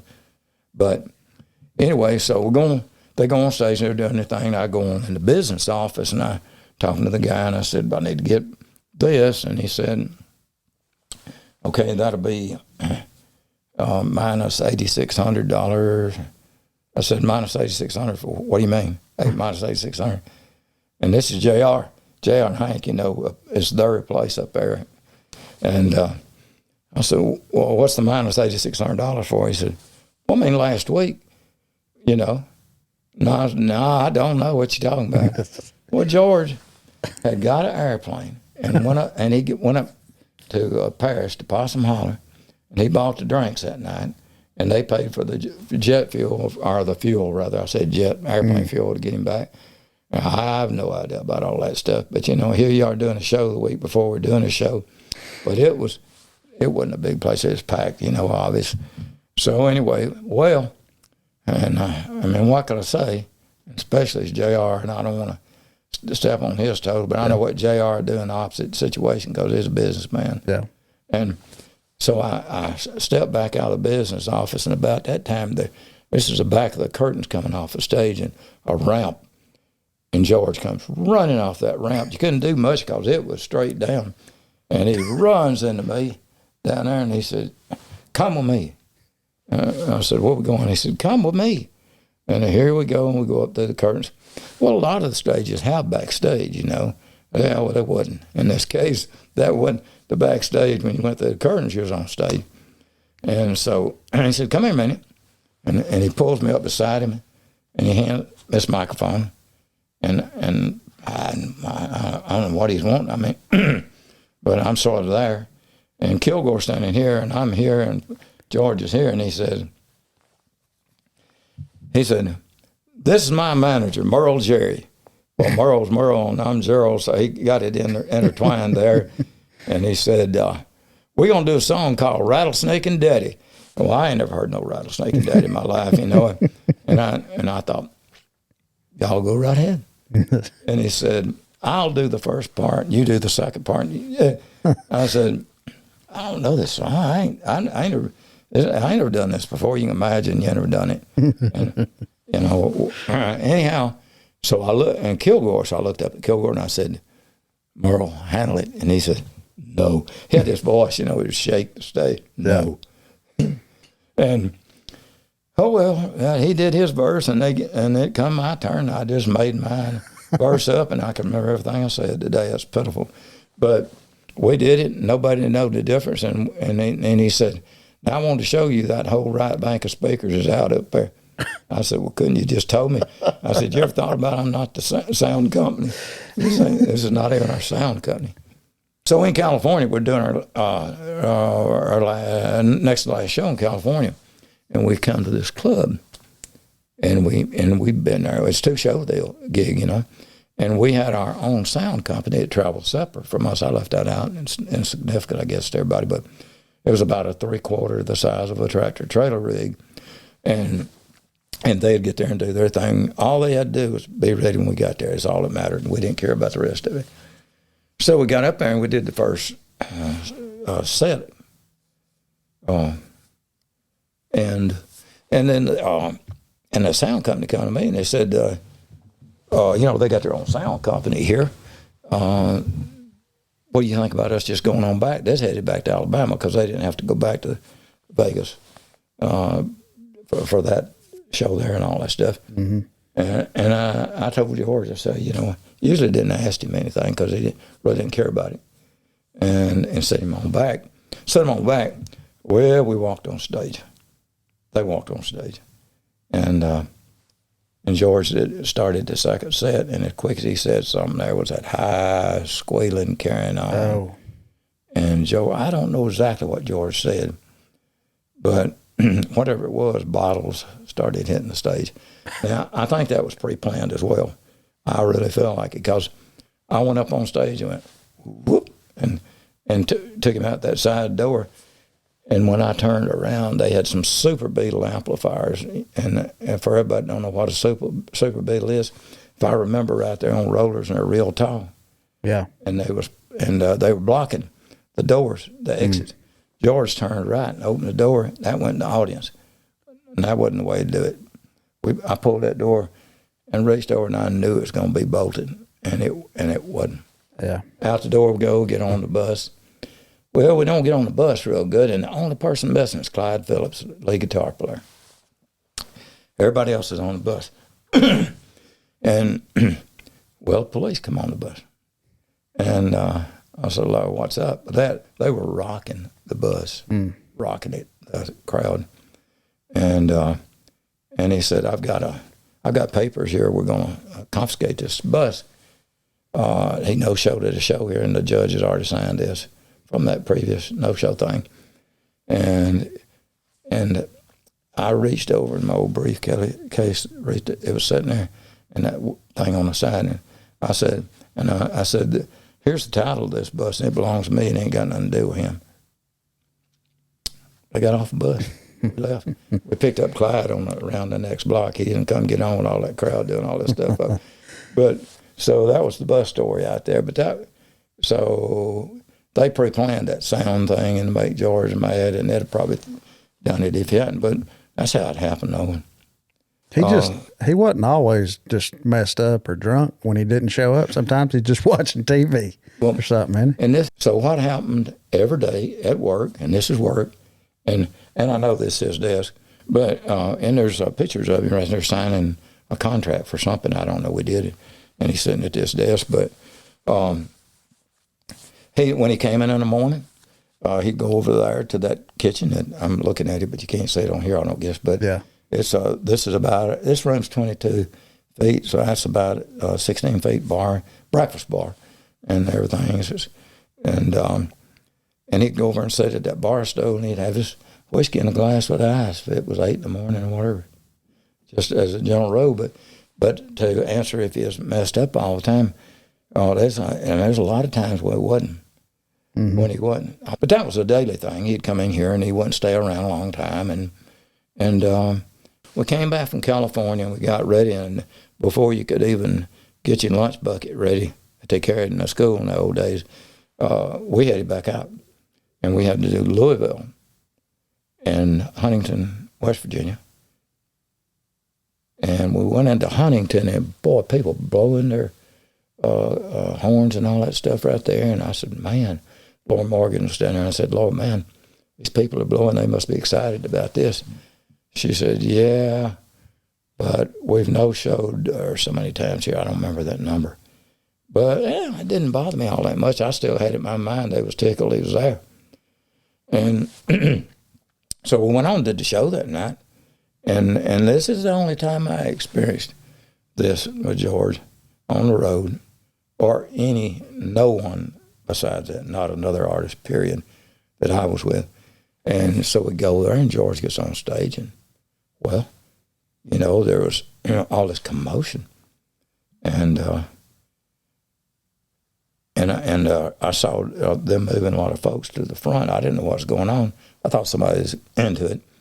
And anyway, so I moved over to the stage, and the steps going on the stage were maybe 8 foot wide and in a circle fashion, and going up. And I got out on one knee on the third step, and just and stayed down low right there. Well, the first thing, here's a big young lady comes on stage and wants to get George. And so, well, I got her, and you know, they made a human chain around that stage. That's how happy they were to see George Jones at this show. And it made me have chill bumps, I'll be honest with you. I couldn't believe it. I saw it happen to Lou Christie in the Bible Auditorium. They made a chain when he was playing with Southern, the Cowsills and Paul Revere and the Raiders and all that. I ain't never seen nothing but in country music. Yeah. On a smaller scale like that, but it happened that way. So we went, and so we headed on out, and we were bound for some nice places. So we did Long Island, New York, and when we finished that night, you hadn't heard anything negative about buses. So we twisted something off on the back axle. And here we are in Long Island, and we're headed to meet Ellen Singer at Good Morning America on national TV. I guess it was national TV, Good Morning America. And she done told me if he no-showed, she'd lose her job. So she said, Gerald, I'm going to have this limousine behind y'all when y'all leave, so there's no problems at all. Well, the problem was George wasn't getting off the bus to get in the limousine. If the bus didn't go, he wasn't going. So all that traffic from Long Island to New York City, you can imagine. And man, we're on the phones, and it's trying to get somebody to come and, you know, that nobody would show, and it's getting closer to time for the Good Morning America. And then we're going to introduce a new person that's on with us. By the way, CBS flew. We got in an airplane. CBS provided us an airplane and flew us on to New York for this, and the bus traveled after we left that other show on up there. And I'm not sure how we connected. I said all that kind of runs together. But so who was at the show was Rick Blackburn, president of CBS Nashville, CBS New York, and if I'm saying it right, correct that, like Rick would be the president of the Nashville area, and there was a president in New York, probably. CBS. That's how that was. And so here we go, and and Dan Wojak is with us, and Dan was with Shorty Lavender Talent. Dan probably took that over, and Shorty died there, and George loved him, and Shorty. And so Dan and I got off the bus, and I don't remember a cab or whatever we picked up, and it took us. And we were staying in the Waldorf Astoria. Am I saying that right? Yep. That's the big one downtown. And so we way up here, and we go up to the rooms, and we had rooms there. That's where we're supposed to have been headed. And, you know, most time you'd be in the, I ain't going to use the right name, some kind of motel that was substandard, Waldorf, you know. And so we go up, and he walks over to the window and raises the window up, and he says, "Dang, Gerald, there's your bus." And we're looking down at the top of my bus going by the Waldorf. Down we go, and we're taking off. Of course, you know the red lights and all there, so we catch up with them enough and fly and get on there. What they had done is one of those companies finally come along, and they went in on and just took one set of tires off and come on in on that until we could get it fixed. But so we go on into Good Morning America, and we're in the makeup room. I'm on one side, George is on the other, and I had no idea I was going to be on the show with him. So, but we are into doing the makeup and stuff, and TV's up in the corner up there, and the TV's got the show on it, and they said George Jones would not be on the show today. He hadn't showed up for the show. I took my wristwatch off, and I said, "Y'all see what time it is, don't you? You see where we're at?" And I don't know what I was trying to prove. It's just how I did it. I didn't know what else to say. And anyhow, they said, "Well, we're not going to do it." And Wojak says, "Oh, come here." And I went over and he said, "Gerald, jump in this cab on me right here." And he said, "Let's go." So me and George jumped in the cab, and I said, "Where we headed, man?"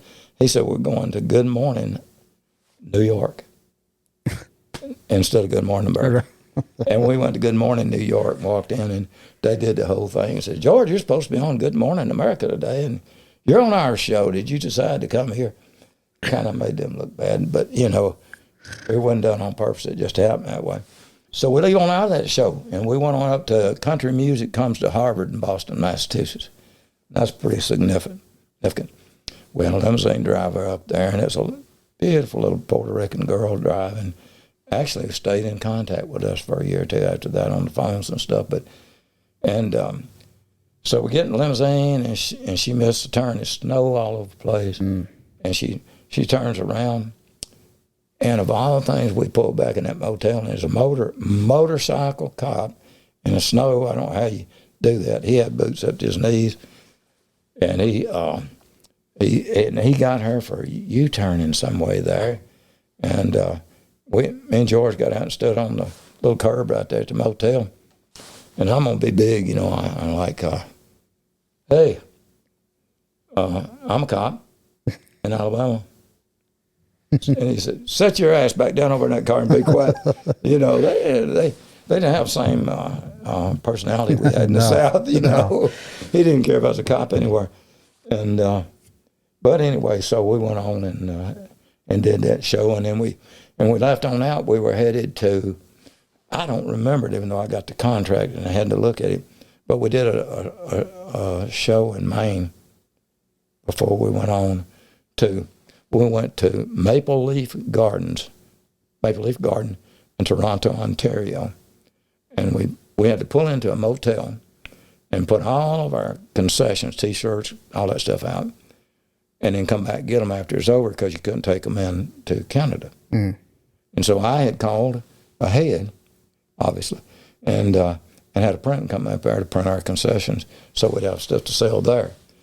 Now, we could bring the stuff we bought in Toronto back in, but couldn't take ours across to there.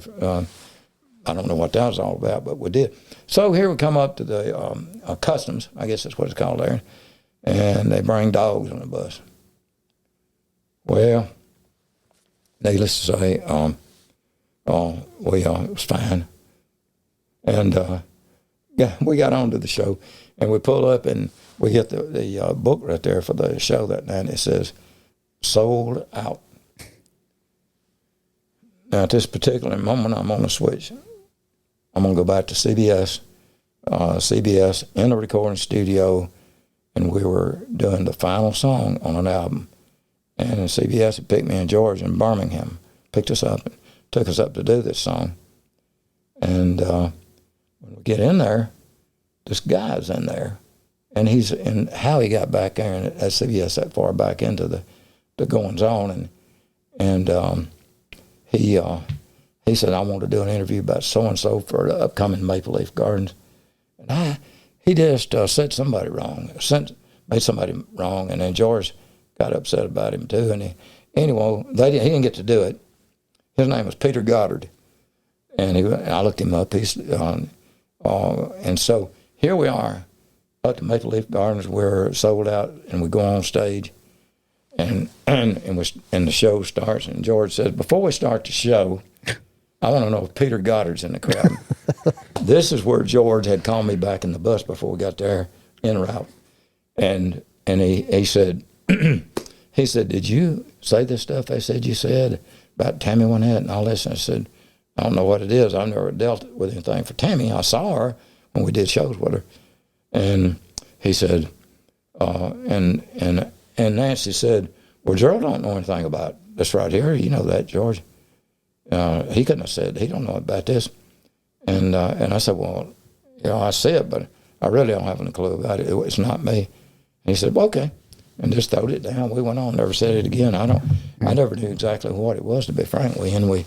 But went on up there, and he said, is Peter Goddard in the audience? And so he goes, and he stands up, and he says, Peter Goddard, and he said, if the security would escort him out of the building, I'm not doing this show until he leaves. Huh. And they brought the dogs and all that stuff over there, and you probably heard Peanut tell something about the dogs one time, did you? But it's not the same thing. But they brought the dogs over there. But he was pretty significant up there, and George wouldn't do the show till he left. So we did Maple Leaf Gardens, and we hooked a fire plug pulling off the sidewalk, and then back to a guy wire back at the motel. So bus stories are not all as easy as I'm making them sound. There was 3 happenings in that one tour. And anyway, so we went on back to Wheeling, West Virginia, to the Wheeling Jamboree. And George, and they get on stage, and at the Wheeling at that time, the stage revolved and real slow. And they get up there, and lights all out. A board had fallen through that stage and hooked all the electric stuff. So George gets has his acoustic guitar and gets over on the bar stool and just goes on and does some songs, man. You wouldn't think it. I mean, you wouldn't expect it. But he did. And do you know, we didn't hear a word about that. And eventually they did before Leave Out got the electric back up, but it was almost the end. We did a show while we were up there in Country Music Council Harvard. And I'm going to say this up front. Last time I told this, me and Bobby Bear was at a table up there filming in Nashville, and Bobby straightened me out on it wasn't the right city and it wasn't the right place, but it's going to be the same story, whatever city title it was. So we're up there, and Bobby's doing the first set, George doing the second, and so we did it, and it was a CBS sponsored. What we were doing, CBS was promoting country music in the New England states. And that's what this was all about. That's how we got there and Bobby got there and all. And so, and they were putting us in maybe some smaller places because the cost wouldn't make sense, but they wanted it done that way. And they were the boss because we were CBS Records. And so, so George said to me, go tell Bear that I'm doing the first part of the second set because my stuff's already on stage. And I said, okay. I went and told Bobby, and Bobby said, nah, he said, I'll be singing to an empty building if we do that. And I said, well, I went back to George, and he said, what do you think a manager's for? I said, a manager's to go tell Bobby Bear that you're going on next. And he said, no. And he said, I said, what's the big deal about this? He says, I want to see the Western. It comes on at 11 o'clock on TV. And I said, what is it? And he said, Gunsmoke. And I said, okay. All right. And, okay. And I said, what are we going to do then? He said, I'm going to the room watch Gunsmoke. And so he gets his stuff. He gets this little thing, and we're in an alley. And it's real dark, and here are the lights. Snowflakes falling about the size of $50, you know. Just, and George goes to the front, and he said, I quit. And he goes off the bus, goes to the front, and starts walking in front of the bus up the alley. And I get my briefcase, and I said, I quit. And I walked to the other end of the bus, going back down the alley. And I leaned over the bus driver and said, take everybody back to the room. And he said, and so I looked around and see how far Jones had made it. He's turned around looking at me. He said, well, you're not going to go watch the Western? And I said, yeah. So we get up there and we get to the motel and we turn on Gunsmoke, and it comes on. And then here it is, outside the door. And it was Rick Blackburn, the president of CBS and the president of New York, and Dan Wojak, and they all come in and said, what's going on? And George said, we're watching Gunsmoke. Y'all want to see it? And they just didn't say no more and come over, and everybody got cross-legged in the floor, and we had popcorn and the stuff and watching Gunsmoke. Everybody got CBS, and they didn't say a word. I guess they just didn't say a word. It was the way we did it. And we went on back to Huntington and did that Jamboree, and then CBS had a jet waiting on me and George and Nancy, and we come on back to Muscle Shoals, stayed a couple of nights before we started the Florida and Louisiana and all that. We had some good times in Louisiana. Barry. Down at the mafia part of the country, you know. Oh, yeah. And we did some shows down for some awful lot of money right there in some of them little places. One of them just had these boards to walk across to get in the building. But it was pretty cool. We got to know some people down there, Roger Cotton, Madeline Cotton, and some other folks like that. Later on, my buddy from the Army wound up working for that guy, and the guy told him about us being down there. And he said, I was in the Army, and they got me on the phone from down there and talked to me. Oh. And that was pretty cool, you know, the mafia calling you. Yeah. Because it was coincidental. I bet old Barry was mad about that, wasn't he? You know, when we got up there and we was sitting in there doing that video of something that they was to come, and there was quite a few people there, and it was just for us at the table, man. And Barry, you could tone of his voice, and Barry never got in a hurry. Hank gave me, I don't know if you see a dog. It's about this tall. It's an old bloodhound, and it's got this a bloodhound look on its face, you know. And Hank gave me that, and he said, this is a good personality I have right here. And you know, Barry's got that, you know. Yeah, just he does. So quiet, and so solemn. And I've never heard him get excited, and he didn't get excited. He just said it like it was. That wasn't where it was. He told it exactly like it was, and what happened exactly like it happened. He remembered it, so it was a significant thing in his mind. But anyway, that's how that happened. Them years that you're talking about, well, you was pretty much done with Hank by the time you started with George. Well, you know, it just sort of that, you know, we had He Stopped Loving Her Today, the number one that's song. when he was really this, coming and back. We were making some big bucks, and that never surfaced. It just never surfaced again at that time, and I was happy doing what we were doing, and it, as fate might have it, that connection with Vern Gosdin out in front of the office here, I wound up being Vern's manager. He was with Eddie Ed Tickner, and Eddie was managing some pretty nice people at that time. Ella, somebody maybe it was. Some people they were big name at was not country, but he also had Emmy Lou at the time. Yeah. Love her. Vern, when he was just making him, he went to Eddie and asked. Eddie was not his manager, of course. Eddie was just trying to. Vern was just trying to get into the industry. But I managed Vern all the way to his death from 1990. I'm not positive all that stuff, but so Vern was Eddie Tickner, and because we went to Emmy Lou's house when she had it was just a real quiet thing in her house there. And she had a thing honoring Eddie and his death and stuff and all that.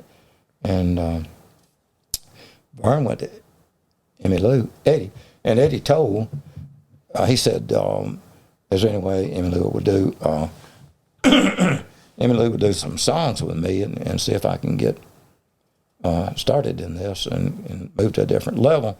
And Eddie said, I bet she won't, but here's her telephone number. Oh. Call Emmy Lou.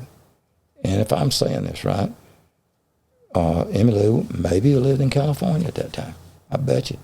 Or she had to be on tour because she came from California. And Vern paid for a first-class ticket. And when Emmy Lou got here, she came to us and gave him an envelope with the difference in the first class and regular thing. She swapped it. Wow. Give him back the money. And, of course, she did them 2 songs with him, and it was I know that Vern had 19 top 10s, if I'm saying it right, and somebody could correct me on it, but I don't know that. 19 top 10s and 3 number 1s. And George had 13 number 1s and 78 top 10s. Wow. That's something. One thing you really don't need to know is that what I just said, when you're doing it for a living, you're on the road and you just deal with what you got to handle at the time, that's all. But Vern wound up, so Vern Gosdin wound up, he was a different kind of feller, and he was not family oriented. And I don't have the book here, but I wrote it. But Vern and I wrote this book together, and so everything in it. A couple people tried to correct me on some stuff, and I said, well, I could be wrong. It's just what Vern said. Yeah. Vern said he worked at a glass company in Atlanta at the time, and that's what I put, what he said. But Vern was not, when he was 16 years old, he left home, and he slept in a ditch overnight, and he was headed to Georgia. He said a snake come across his legs during the night, and he was headed over to Rex's, and Rex is his brother, for the people that know, the Gosdin brothers. And I knew Adam really well, and Rex died early. Adam is still alive. But I think they got their start, and I'm filling stuff that you don't need to know, in Montgomery, Alabama, at that big sister station to WVOK in Birmingham. Danny Brennan and Joey Rumore down there. Vern used to talk. They're Dan and Joe, and Vern called them Danny and Joey. You know, when he talked to them to their face, but they nice guys. They brought all those Shower of Stars to Alabama and that stuff. WVOK. It was really big in Alabama. But so Vern never went back home ever again in his life after that. And him and his dad had got into it, and his dad showed up the next day over at Rex's house, and Vern pulled a knife, and Vern never saw him again. But Vern really was a mama's boy. He really thought a lot world of his mom, and never said anything about his dad. I don't think I went into it in that book. If he didn't say it, I didn't go into it. But yeah. My mom and my dad had died at that particular time, but my mom and dad got to, George Jones ate with us at the house over there at Russell and stuff like that at Solomon. But Vern ate them many a time, but Dad had died. But he liked that was family to him. So he spent Thanksgivings and Christmases, and that's not to say everyone, but I'm going to say everyone. I'd go get him in Nashville, bring him down. But Vern was such a good guy, ornery, but he was such a good guy. You know, one Christmas, I know we went over here and met,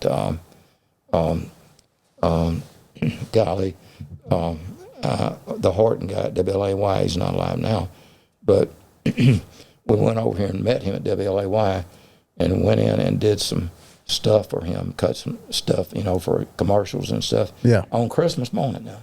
Wow. That's Vern. And Kevin Horton, there you go. And did that. I've got a lot of photos. I got some photos that are killers.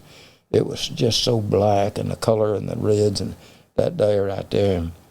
And Vern went in there and did this stuff, and then we'd go on to Mama's, and Vern loved shoe peg corn, and Mama would fix this big thing of it and another big thing of it, and she'd hide one, because the rest of the family had to eat too.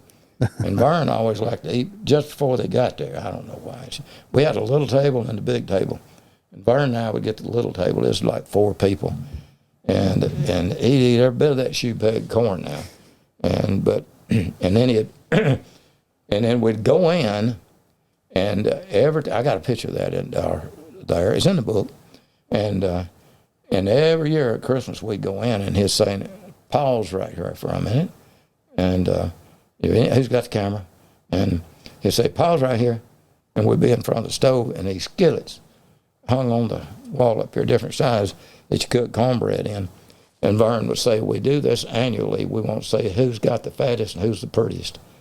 And so we do that every year. And I'd forget about it. He never would let that get out of his mind. Oh. But when he'd get through eating, he'd take the corner of the tablecloth on that little table, this corner and that corner, and he'd put them all up to the center up here. And Mama said, "What you doing, Vern?" "Well, I'm taking this with me." And Mama would get on to him pretty good like a little kid. And he just loved it, you know, and our family and everything. And Vern go get in the recliner in there, and by the time anybody got there for the Christmas supper the next hour, he'd be in there asleep. I got pictures of that too, year after year after year. That's awesome. But he And I lived on the lake for 40 years and 30 years at one place. And boy, I mean, I was right on the 700 feet, solid glass and all that stuff. Vern stayed there all the time. He liked to come down and do that. Adam come out there, Adam Gosdin, stayed some. And so we just made ourselves at home out there and had a lot of guy times. And Vern was a fun guy. And in one instance here, he said, we're leaving for Natchez, Mississippi, right? Yep. He said, well, we'll come down from Nashville, I-65, and why don't we just meet you with the bus at the Cracker Barrel at Athens. Now, I have to say at this point, Cracker Barrel, Vern didn't have to pay in any Cracker Barrel because he just didn't. And Dwayne, I can't think Dwayne's last name, had a bunch of them, but that's how it was. He didn't have to pay at Cracker Barrel. So we met at Cracker Barrel at Athens on Interstate 65, and we were to continue on until we made that diversion off to Natchez, toward Natchez, Mississippi, for the show. And we're going down there to meet the sheriff and do a show for the sheriff, and it was a great big Coliseum deal. So we get over there to the Cracker Barrel, start to pull in, and Billy Pickens, I think, was driving, and I said, what is that, Billy? And it was just wee hours, and he said, I don't know what that is. And he said, there's people over there, and we're behind that Cracker Barrel, so pretty vacant back behind it, and especially at the time of the morning. But the Cracker Barrel at Athens had told us we could park there anytime we want to and leave the cars. In this case, they were coming from Nashville, getting on the bus. So that was cool. Yeah. And everybody had leaving points, but that was one of them. And in the guitar world at 100 Oaks, I'm going to say their name because they were always so good to us about letting us park out there and all in 100 Oaks Shopping Center in Nashville. And so anyway, I said, God dang, that's somebody laying out there, and their leg was all behind them, crumpled up behind them, and they're laying all distorted and stuff. And I said, I can't. I said, come, give it some fuel, Billy. And I opened the door and had the door open, and I said, just stop. And he stopped the bus, and I jumped off, and I said, that's Vern, man, that's Vern. Somebody's run over him. And I go back there, and people are standing over him, and I said, y'all move back. And someone looked at me like, move back, like smart ass or something like that. But I got there, and that Vern, I had names for him. And when I leaned, I got down there, he goes, got you. You ever seen that insurance commercial where the guy's on the beach and he reaches up and says, guy? My heart done stopped. And now he's doing a commercial for me laying behind that dead thing in the asphalt, man. So later on we'd leave, and one of our leaving points was behind the Nashville Palace, the old Nashville Palace. And it was a motel now. We'd leave out there. So we were out there, and Vern said, let's change the headlight on this bus. We were headed to Kansas. Yeah, we're headed to Kansas to do a show out there. And Vern said, I'm going to change the light. You hold the light. And I'm holding the light because it's not daylight yet. And I said, you taking your time, aren't you, Vern? He said, yeah, I'm getting it. Hold that light over here a little bit further. And we're doing that thing. And I said, this asphalt sure is soft. He said, really? I said, yeah, God dang. And it was a fire ant bed, and I'm standing in it. And he said, I guess you'll say something to me about what I did down there in the Cracker Barrel, won't you? And he did that on purpose. I wonder I ain't got stung, but I got him off of me. But I had to do some quick shedding of some clothes in the dark in the parking lot. Oh, man. But that was Vern. He planned that out. He planned that out. So as we went on to Natchez, here's another one of his little things. We went on to Natchez, and he said, come here a minute. We go back to back, and he said, I'm going to call the sheriff, and here's what we're going to do. Oh, okay. So we go on, the bus comes on, we getting close in there, and he said, here's what you say. So we pulled in to get fuel. We done gotten right in town. We don't fuel up. So when we get out, we'll be already going home. It's about 400 miles, And so as we pull in to get the fuel, all of a sudden police cars pull in, black cars, with the lights and all that stuff. And Tim Austin was the driver. That's who was on our driver that day, Tim Austin. And these guys come around and they said, I could see your driver's license. And I said, what have I done? Tim's pretty hefty, size born, I said, what have I done? He said, well, you ran that lady off of a road back up there, and she wrecked. And so I ain't run nobody off nowhere. I ain't done nothing. It's getting pretty serious at this particular point. And they handcuff him. And me and Vern gets closer up. And he said, I ain't run off the road, nobody off the road nowhere, have a Gerald. And I said, nobody since you did that woman back yonder about 16 miles back. And this is all made up. Vern made this up, had the sheriff do all this. Yeah. Anyway, so then they all starts laughing, but the guy, Tim wasn't tickled. So we went on to the thing. But that Vern would do this stuff, or hold his glass out at the Cracker Barrel over here for the girl to pour tea and set it down before she got it all the way tilted and poured out on the floor. And he would ask them if sometimes he would say the same thing over and over, do the, he'd say, have the menu and say, do y'all have frog legs? Yeah. Well, hop back in the kitchen and get me some. That old corn pone stuff. How do you feel about like you look? Well, I'm sorry. To tell the checkout person over here at the grocery store next door, they didn't know how to take that, Yeah. But he called me up one day and he said, come on up to Nashville. I said, what's up? He said, well, I've got to go over here and I've been working on that. This is one of the final things he ever did, if not the last one. And it was called Katie. And Katie was Ann Street's, and was worked with Vern. And it was her little daughter's named Katie. And that was like Vern's granddaughter, too. He didn't have a lot of family. And so that's how he treated her, like his granddaughter. And he was doing this song and was doing it over with Kenny. We're going at about 60 or 70 miles east on 40 to do this thing up there. And Vern called me and he said, on the way up, if you will, stop by and get some strawberries and some grapes and some blueberries. And Vern, where I'm going to get this time on Sunday morning. And he said, well, we need it. Get it if you can. So I go on up to Lawrenceburg and stop in there at that little market that they got that has a bunch of stuff. Well, it's closed. So somewhere along the way, I picked up a minimal amount of it's some little something place, and I went on up there and I went in. And Vern is real big at these shakes he makes, for your health and all that stuff there. And he had the blender and all that stuff, and he'd making that stuff and blending it, and he had this big thing of protein powder that goes in it, and so I said, Vern, going back here. Man's room. Okay. And I come out and he says, here's yours. Okay. And I never had one of these before, and so I drank it. And I said, boy, that's rough, son. And he said, oh, well, and he just let it go at that. So we get in the car and go on, and we pull into a restaurant there at that, I wish I could think the name of the little town. It was the same thing as these, the Odyssey and all that stuff has got the name in it a few times. But we go there and to Kenny's, and we stopped at the thing, and I said, Vern, I got to go back here to the men's room. He said, thought you just went back to the men's room at my house. Yeah. Okay.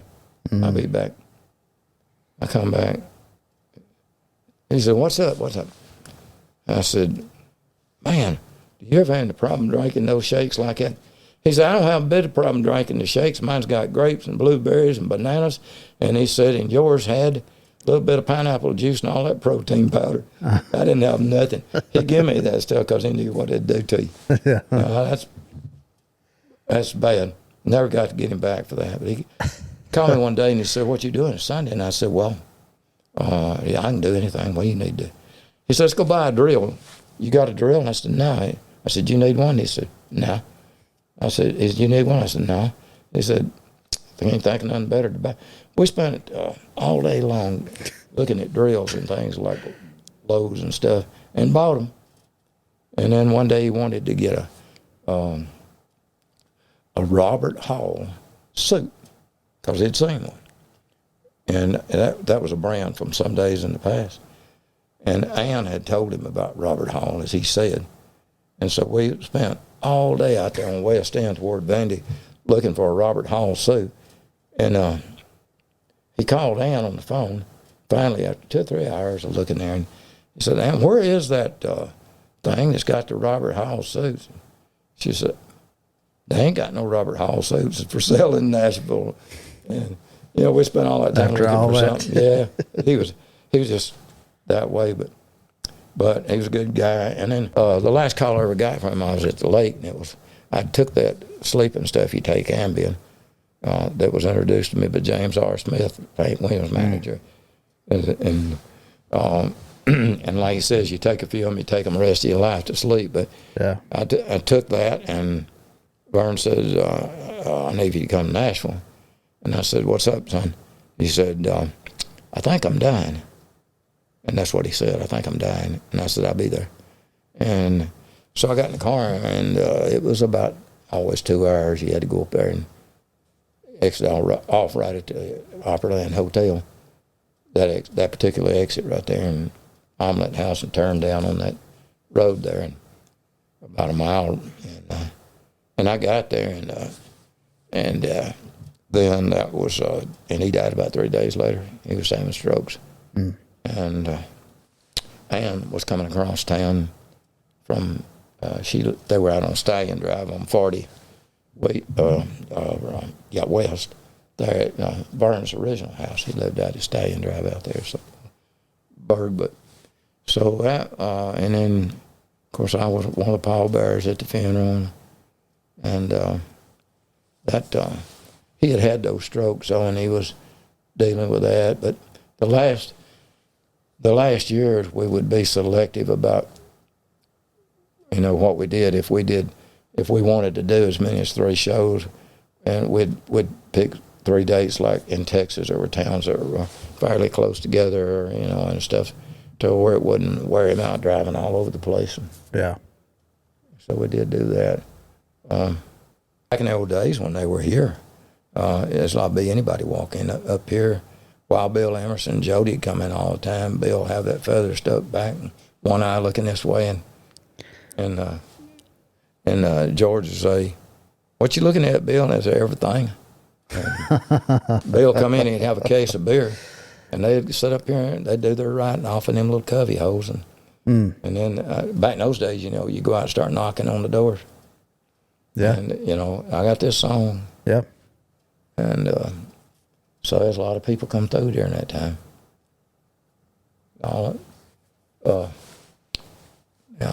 Possum Holler. Oh yeah, Story and so Possum Holler, Paycheck was up there. I was back in the office one time, and it was Paycheck and George and Shug, and it might have been the only time I was around Shug there, but and Hank, I don't think he was in there, but and I was just seeing what all went on. They were doing what they do. Yeah. Paycheck, especially. Paycheck got up on stage, and somebody started heckling him a little bit, and he talked to him like Paycheck would. And I think it was part of the news. On the way home, they run him off the road and beat him up. and so we come in the front door, and it kind of wound up there at the Possum Holler to go up to where you go in to where they sang, and there was a big line waiting to get in, and it was me and Kilgore. And there's this guy that was afflicted back there in the back, appeared to be, and had this lady with him that's all dressed up, and it was Queenie. I always called Queenie the wrong last name. Was Queenie a Acuff or a Rose? She was Fred or Wesley, or anyway, it was Farron's girlfriend was with him, and I didn't give it away now. Anyway, so the guy's all. And so he's trying to walk, and she's trying to help him, and everybody's moving out of the way. And he goes all the way up to that big long line and gets to the front of the line. And he jumped up there, and his belt buckle pulled it off his hip around his straight, and he says, Now, ladies and gentlemen, that's how you get to the front of the line. It was firing. Oh, God. Acting like something was wrong with him. But That's everybody great. laughed, you know. And Kilgore was sent out to be, Kilgore was sent to kind of get the attention away. So he come halfway up where I was at, and he said, Mo Bandy. And they used to, J.R. and them all said, look like Mo Bandy at some time in their life. And Kilgore was saying, you know, his big dominating voice out loud. Yeah. And he got the crowd's attention. But later on, J.R. Said, called me one day, and he said, you know, you look like Mo Bandy. He called him Mom Bodie. J.R. didn't get it backwards, you know. And Mo Bandy, he said, Sunday, what are you going to do? I said, what I need to do. And he said, well, I want you to be up at Something Springs, Tennessee, up close to Jackson up there. And he said, Mo Bandy is going to do a show up there. And we talked to him. And you pull your bus right beside Mo. So I got to go up there and stay with Mo Bandy. And I remember Mo had a stack of, had Coors cases of beer under the bus and on the steps all the way up as high as you could get them.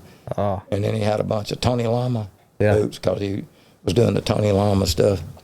But I really liked that Mo style and all that. Yeah. And then we were around Joe Stampley a lot because it was Hank's brother-in-law. Yeah. It was Becky's sister's husband, wasn't it? Yeah. And Becky White was Miss LSU, I reckon, Hank's wife. They were around us a bunch. We did a lot of eating and going. I got a bunch of pictures of Hank, Becky, in Panama City down there and all that when we were doing the fishing. We out there fishing one day at Dang Hank on the pier. And I hooked this Clorox bottle, and I got it, and I said, dang, look on this thing. It's got an oyster. He said, well, wow. He said, people are really lucky to do that because that's just what you call fresh oysters. And anyway, he said, I wish you'd have caught two of them. He said, but anyway, don't let it run right there. You just crack it open and eat that thing. Anyway, I don't think that was right because it was pure salt, you know. Oh, Lord. That was his way of doing. He wasn't much of a heckler, although we were on the bus leaving somewhere one time. And he said, come here a minute. He said, and the guys were sitting around there in the front part of the bus, and I was sitting there. He said, see if you can do this. And he puts his quarter on his nose and undoes a belt buckle right there and puts his cup, little old cup, and you drop it and it falls in the cup. He said, you can't do that, can you? Well, I don't know. And I do. And the trick is they have done cut the bottom out of the cup. And they pour his beer in the cup when you look up. That didn't get me too wet, but I don't know if I ever got him back or not. He ever play you any songs or anything, Hank? Well, I was around when a lot of that was going on, that's for sure. And then, he just bad to start. And when the notion took him, he just did it. Yeah. One time we were through the show, and we pulled in it was an old bar looking thing, but it was great big. Wasn't nobody in there but about five guys, wasn't old. And we all, after being on the bus together, needed some space. So everybody, separated up a little bit in there because it was empty. And it wasn't hardly any lighting in there and all that stuff. And Hank gets in there, he goes, the news is out. And one of them old boys said, that guy thinks he's Hank Williams, don't he? And in a few minutes, Lamar was over, and he said, Lamar's got a voice about like Merle, Yeah. Lamar said, that is Hank Williams, fool. And he said, nothing. He said, nah.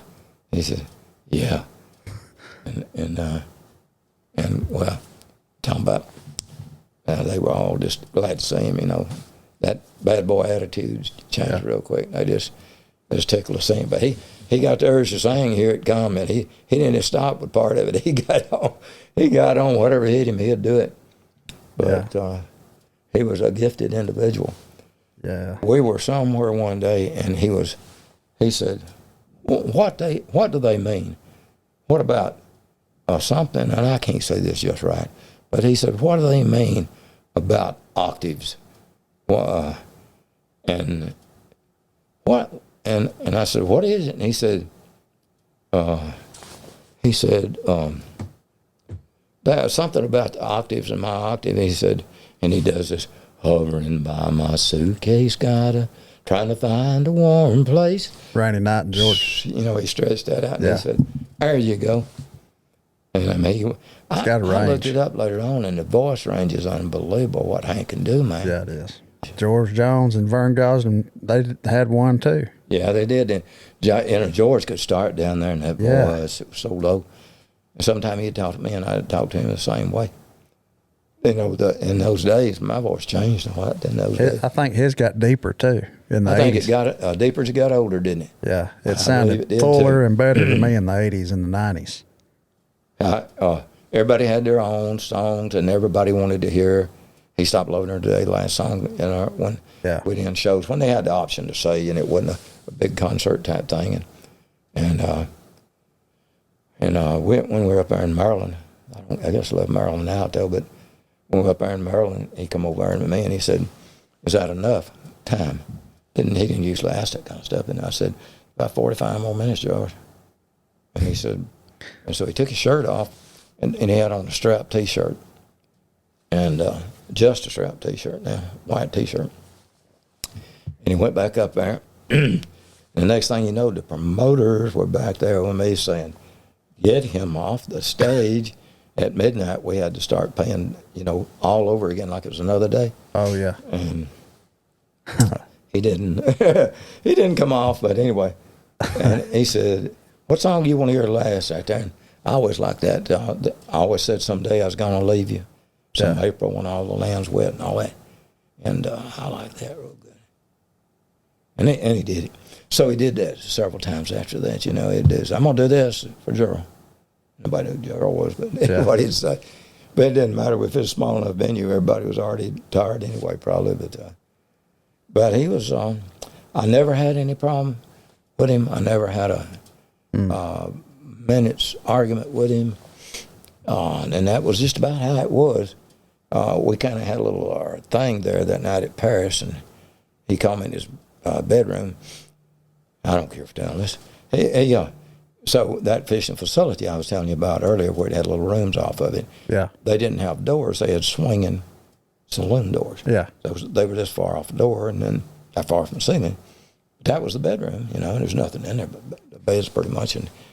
But he was in the end one, and I was next, and he called me in there, and I went in there, and he said, "Well, I need to go get some help." And I said, "Well, don't worry about that. We'll do it. We'll do it tomorrow." And he said something about how we going to pay for it. And I thought that was kind of a joke because we're making a bunch of money, Yeah. And I said, "Oh, I'll hock my wristwatch." Well, that didn't suit him. Worth a dadgum, And, well, I went on back in there, and, it wasn't nothing said. Next thing I know, here he come through that right on top of me, and his both wrists hitting right in my hands. I rolled off on the floor, and I was on top. And he said, and he got his stuff. He went out there and stayed in the motorhome. And I went out there in the motorhome where he's at. I went on out there. And I took that wristwatch and pulled it off, and I throwed it back there right where he's sitting on that bed at the end. And he said, "Oh," and that old deep voice, "I always wondered if I could make you mad." That's all he said. And he just laughed.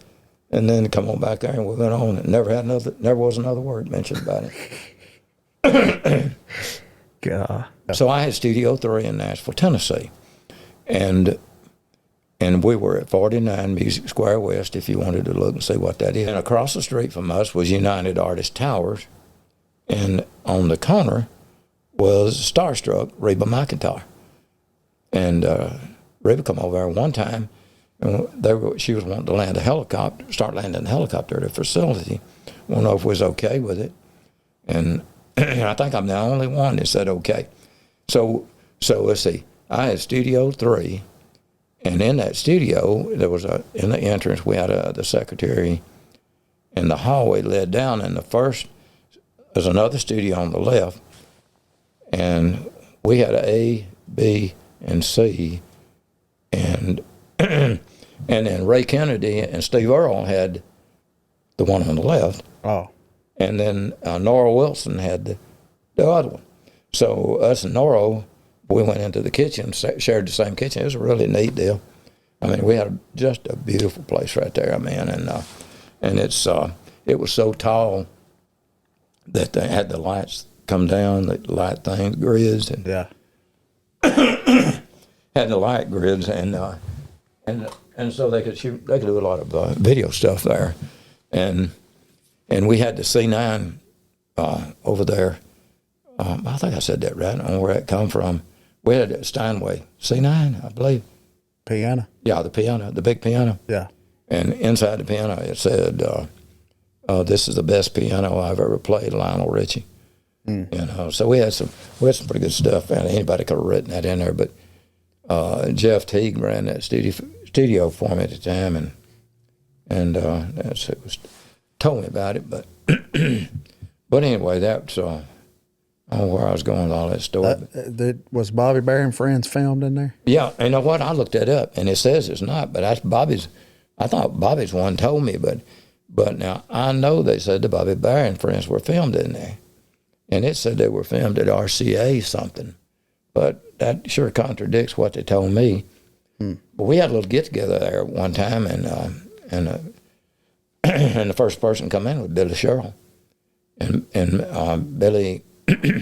Billy come in there and hung out with us the whole afternoon. We had a big wine thing there from one of the wine companies, brought a bunch of stuff, and I'm sure we paid for it, but anyway, Some way or another. And it was a pretty good deal. We had people from everywhere, you know, even if people were competition, they would come to something like that because they were curious about what you had. And, Yeah. and let's see, everybody had a sidekick and had the same business, you know, because you never knew when you might need that. And our sidekick was Kirk Records, and they were exactly the depth of a block behind us. And then across the street, and there was a boy named Green, Pat Green, maybe. Is that what you remember? Texas artist, Pat Green is. And he was somehow was our buddy over there. And he must have had something to do with Lynn Rimes, because he was telling me that when she did her part, it was in the groove when they started, and everything filled in around it. She was so deadgum good there, and I just remember him saying that for some reason. And when I sold, then Jeff Teague went over there to that place. I don't know why I'm not thinking about it, but we're big buddies with them. And so why did I sell? Why did I get out? That was an era that people started doing stuff in the garage. Yeah. And I remember Brian White. I went down to Brian's house and looked where he was putting that stuff in his house. And then the same guy, we took a whole wall out, and the guy who was doing Brian's was putting it back, and so I put it back for us, and that's when we realized that there was a lot of money funneling out of that you couldn't do anything about. Yeah. You know, and so we had an offer, and the offer was a good offer, you know, so it looked like the time to make a move. Yeah. And I didn't work at the studio, I just owned it, and I was going up once a week, and it was, you know, it's pretty big handful, you know. They'd have a 8-track or something go out, and we had the digital stuff. We had the ones where that you had the controls where you'd sit in the center and do the computer part, and the controls would do the floating by themselves and all that. And of course, we had the old stuff too, because people wanted the analog. Yeah. And we had a Mitsubishi or whatever it was went out. One of the 24s, I think, went out, and it cost $50,000 overnight to put it back where it was, and just I believe stuff, you know. I don't think it come from Chicago. I can't imagine that, and being in Nashville, Tennessee. Well, what we're doing now is the same thing we did a long time ago. In 1972, I went into the manufactured housing business, and it was Factory Outlet Mobile Homes, and still is the name of it. And then we're going to use, like people do the XYZ, we use Gerald Murray Home Center for the corporation factory out at Mobile Homes. And then we still do the music for 45 years. And that was Paulette Carlson that called just then. Yeah. She's on tour, doing the Red, White, and Blue tour with Ron McDowell and Jeff Bates. And Really? for the lack of having it perfect, I think they got somewhere in the vicinity of 70 shows from January 2 to August the end. And I saw yesterday that they added 7 more in December already, and so they're still going on. They're doing really well with it, I'm really happy for her. I've always been a fan of hers. And she's great, and I was her manager at one time. Yeah. And and I still work close with her on every day. I was her call in, and they finish up tonight, and she'll be back in Muscle Shoals. So. Yeah, we'll be talking to her too soon. Yeah, so we'll be talking to her. She's a great person. While I was with her, we went to Nashville and we did. Somebody had called me up there about a new idea for a show, a game show, but it had something to do with 3 artists had to be on there, and I got Brian White, Paulette, and Doug Stone, and somehow, and I'm gonna not tell this real good, but was in there a long time, and they had to, people would give songs they'd written, and the artist had to take the song with no music format or any knowledge of it and do that. But she was good. Huh. She always grabs that skirt and she'll start, if somebody's off, she'll go over there and get them in sync and everything. So she's a show person when she does the show, and I like that part. Yeah. Some people don't do it, but she does, and she's really good at what she does. So all this managing and stuff over the years, as much of a headache as it's been at times, there's got to be something you love about it because you're still doing that too. Yeah, because there's times when things get really, or let's see, the worst one I can think of, and I won't say the artist's name, but we had a show in Saint-Agrève, France, and it was a 1-year planned gig, and it paid really extremely good, with all expenses paid. Had to go into Paris, and then get the train down to Saint-Agrève. If I'm saying this right, it's the 3rd largest rodeo in the world. And anyway, a year into it, now what do you have to do? Well, first, you got to have a work permit in France, just like you would in the United States. Yeah. So who has to get that? Me. Mm-hmm. You've got to have a Social Security number, and who don't have one? A few of them didn't have them. So you got to walk them through how to go get yourself, you know what I'm saying? Yeah. So there's lots of effort put into it. And then this particular artist, so we during this time, we're waiting on the show, so I go to, there's a new casino opening in Wyandotte, Oklahoma, and I call them. Well, we got to be first class buddies, and it's all new, real colorful and all that stuff. So we set up a deal for them to do a show there, and we had a show in Dallas. It was at a big place in Dallas, all high-paying gigs. Yeah. But Wyandotte is paying me, not for the show, but this person. She is a good friend of Kimberly Slapman. I'm saying that right, Little Texas. Oh. Big Texas. Little big town. Little big town. There you go. Yes, sir. And she has a show in New York, a cook show.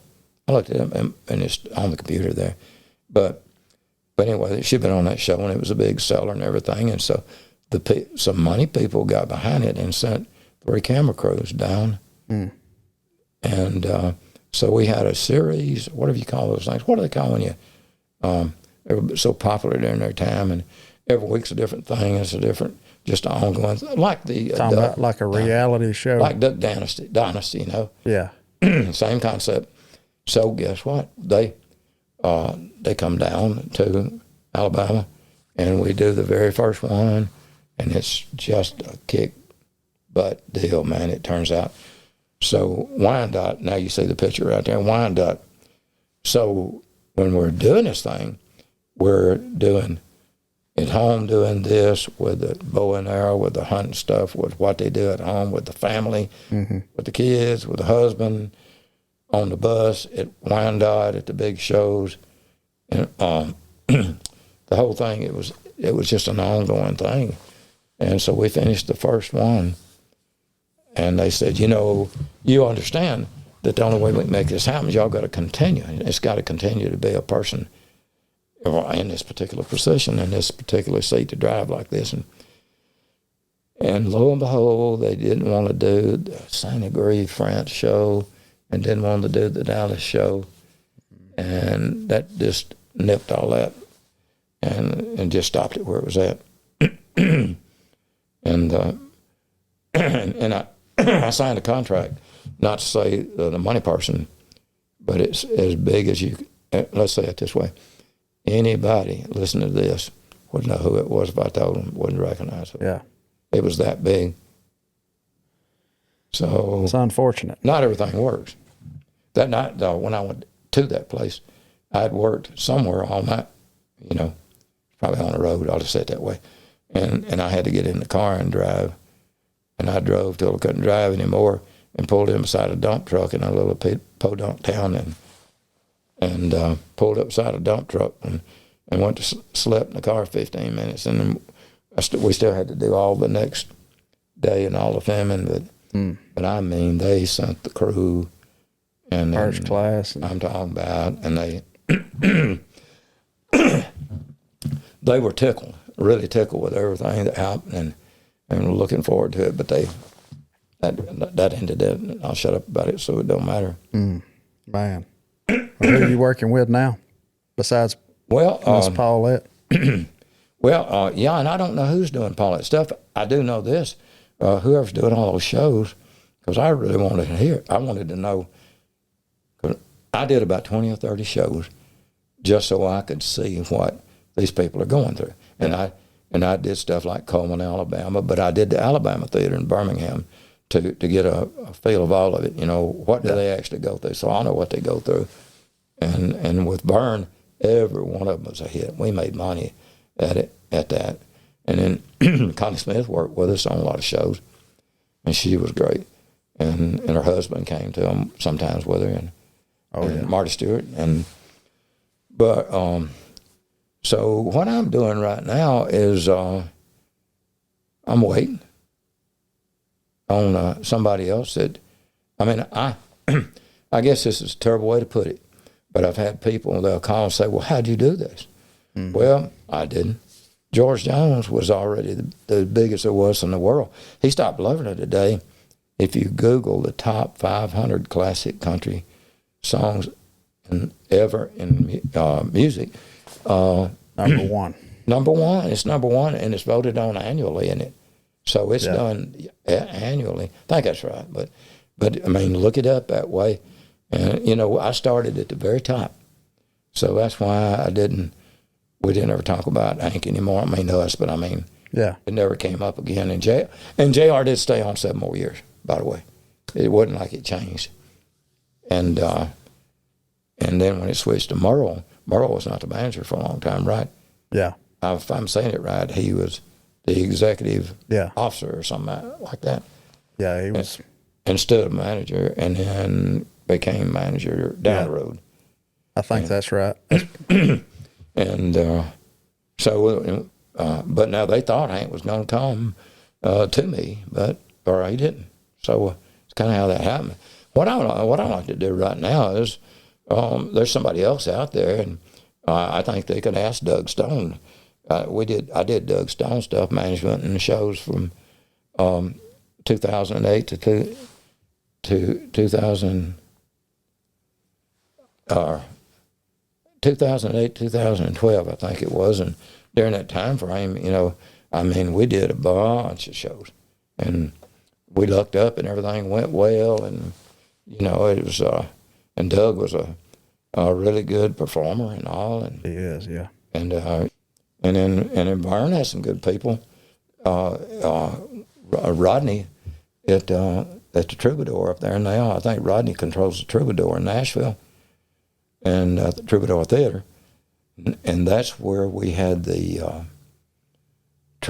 where we did that tribute to Farron when Farron died. And it was And that's where Willie and I had our buses side by side, because they come off back to back, and we had, they identical as they could be. You wouldn't believe. Willie loves buses now, I'll tell you. I always loved buses. I've had about 5. The last one was a disaster, but anyways, but Willie was there, and Jody with Willie, and I had a chance to go to work with Linda Ronstead back in the days when I was in the George days and leave George. Thing. And didn't, because I was a diehard when I was a little boy and started. I mean, I can remember back till we was poor as you could be, you know, like we moved out of one house and the house fell in 2 months later, honest to God. And we actually could hear people tell these old stories. We could feed the chickens through the floor, under the floor. And we'd put these 5-gallon lard buckets out when it would rain through the house to catch the rain. And I picked cotton out of a pillow sack before I was 5-year-old. And when I got on up 10, 15, I was still about using that pillow sack. I wasn't like bombing them. But anyhow, that was the early life. And my daddy, we migrated to Louisville, and that's where I was born. A long time ago, I got a letter from Uncle Sam, and it said, you have just received an invitation to the United States Army. And actually, it was in December before I graduated in high school in May, but I was gone by July. And when I was in the Army, they asked a bunch of stuff, and I won't find this entertaining, but it was to me. And so all of us standing there, and we all scared to death, and it says, everybody wants to be a fireman, raise your hand. And everybody wants to be play at the Coppel Club down there. It's Fort Knox. Everybody wants to play at the Coppel Club and be somebody in a band right there, raise your hand. And, there's a bunch of people and everything, and they asked all these questions. And a fireman, by the way, I did get to be a fireman, and a fireman is the guy that stays up all night and shovels coal in 6 furnaces. He don't ride no red truck with no hat on. But it gave me a lot of time to write at night. And I don't mean songs, because I wasn't a songwriter. But anyway, how many people want to be in the martial arts?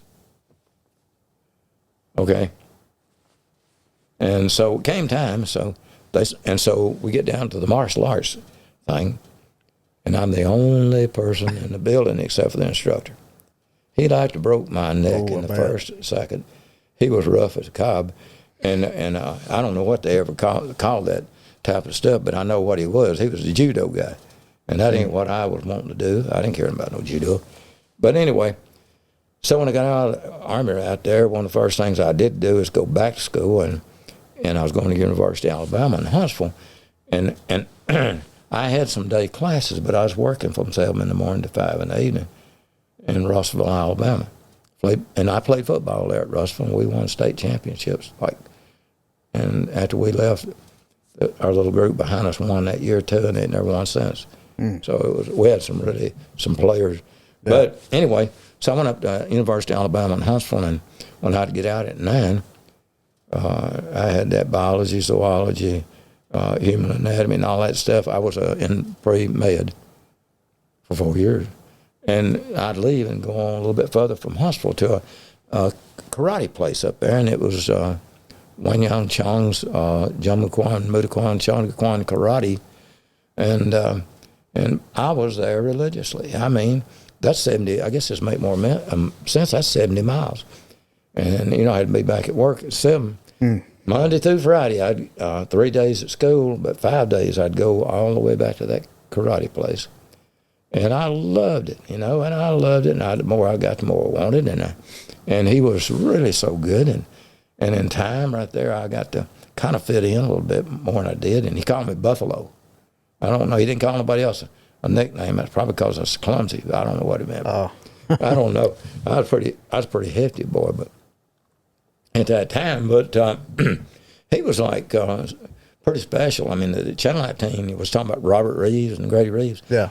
Channel 19 coming out there and was going to film a thing because there was a thing coming up in the city of Huntsville competition. And they asked Mr. Chung, said, can you show us a couple of things? And he said, okay. He said, go out on the front. He's Korean, Seoul, Korea. Go out on the front, get a brick off of the sidewalk. It's old church right here. It's a brick. I go get the brick. Mr. Chong, he does this thing and stretches out and takes, aims for that brick, and they're expecting him to break this brick, And he does this holler, and he goes, boom, breaks it over his forehead. That kind of stunned him. I know it stunned me because I hadn't seen it. Then he said, can you do one more thing? Yep. And he says, go get that Coke bottle. And get the Coke bottle, set it there, and he goes, does this, and he goes, boom. And right below the glass top, about this far, just broke it out. And the bottle's still sitting there. Later on, and I'm going to tell one thing, Robert Ing from Charlotte, that's where I started training in the end. And I saw Robert, his special forces 6 year, when they give him a break to go home or visit, he stayed, and he would do something else with the black weapons or something. It was always, didn't leave, didn't go home. There's probably more to that story, but I never asked. But Robert, he was at my house right there, and got into this kickboxing in a tremendous way in the World Kickboxing Association. So he took this 2x4 on blocks and the balloons on the bottom, and took the 10-penny nails, took the 10-penny nails and drove them to the 2x4 and broke the balloons. Now, what Chung done was amazing, but I got to tell you, I tried that with that. I mean, I didn't even dent that 2x4, and it went back up in my hand. But Robert was just amazing. We went into Georgia Steakhouse in Sheffield, and I was married to his daughter. And after the training and stuff, I would go there, and when they'd come into town from Charlotte, we'd go in there and stuff. And and there was a little guy there, was our buddy, and he was a young kid, 16, but he was a big boy. We went in there once. He told Robert, he said, I seen that picture of you, and I said, bet you could kick out ceiling. And Robert was very cordial, nice. He said, no, I couldn't do that. And that guy said, why not? And he just kept on, why not? And he said, it gets the ceiling dirty. And that boy said, that's okay. Well, Frank come out of the kitchen. Frank within us. And Frank said, I'll just go on and do it if you don't get the ceiling dirty. And, everybody just kicking bull crapping, And Robert just said, well, he said, that thing right there is not part of the ceiling. That'd be okay? And Robert goes, Phoop, and just put it, I don't know how he does that, and put his foot, and just stood there with his foot on that thing straight. Yeah. I mean, he was just unbelievable. David Humphreys was with us. And David, you can, he fought DeLeon. If you look up David Humphreys in kickboxing, World Kickboxing Association, you'll just see some killer fights that we had back in those days. I'm talking about Diamond DeLeon, #1 in the world, and David #2. Oh, yeah. So I did come out of the Army, and I got with Chung and stayed with him forever, although I did join with other people. And this was point karate, so I got out of that and got into, I was in the Army. I was with the Special Forces Full Contact Team. My first fight was a boxing match in basic training, and my first fight was with Kid Keller. And I'll never forget that, because it was my first fight ever. We had on boxing gloves, and all that stuff. And George Weidman, that I'd met in the airport in Memphis, we didn't know these people. When we went to the Army, me and Barry Hargett from Russell, but there was a guy named George from some little town, was going to be somewhere, and that was all of us that we would know of being from the home part. We got to Memphis airport, and we landed, and I said, Barry, surely that's, he says, yeah, that's him. George is sitting up there. I don't know if y'all ever had a little basketball ditty bag you took your little basketball suit with when you was playing in high school. It was a little bag about like this, had that little pair of short pants and shirt. George was sitting astraddle of it, right in the middle of all the traffic, not over to the side. Now, we talking about country. And this little guy with the big ears sitting in the middle of the traffic right there that talked as country Southern. People would back up to watch him there and when he got in basic. But He later was known as, because he was Sergeant Major Weidman, the highest rank the military has for non-commissioned. Lord. Yeah. And he was Sergeant Major in the Army, 41 years retired in the end there. And he's still my buddy today, you know. But anyway, we all was down there, and we did that kid killer thing, and boy, it kind of got in my blood a little bit. And so when I got it back home, I got with Mr. Chung and did that. And he was way on up there. He was a 9th degree black belt, you know, and it goes to 10th degree. And I stayed right in there and hung in there with him on the regular karate, but I wanted to be in the full contact, so I was with a full contact kickboxing team.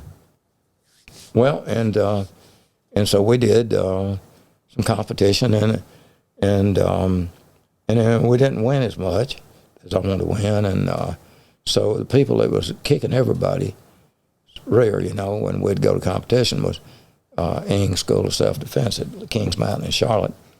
And he had some people. He had Bob Barnes, the heavyweight champion of the world at the time, and David right up there bumping it, who wound up winning off those fights right there. Super middleweight champion of the world. Some fights that you won't be able to stop watching if you even like them at all. Man. It's on there now. Just look at them free, you know, type thing.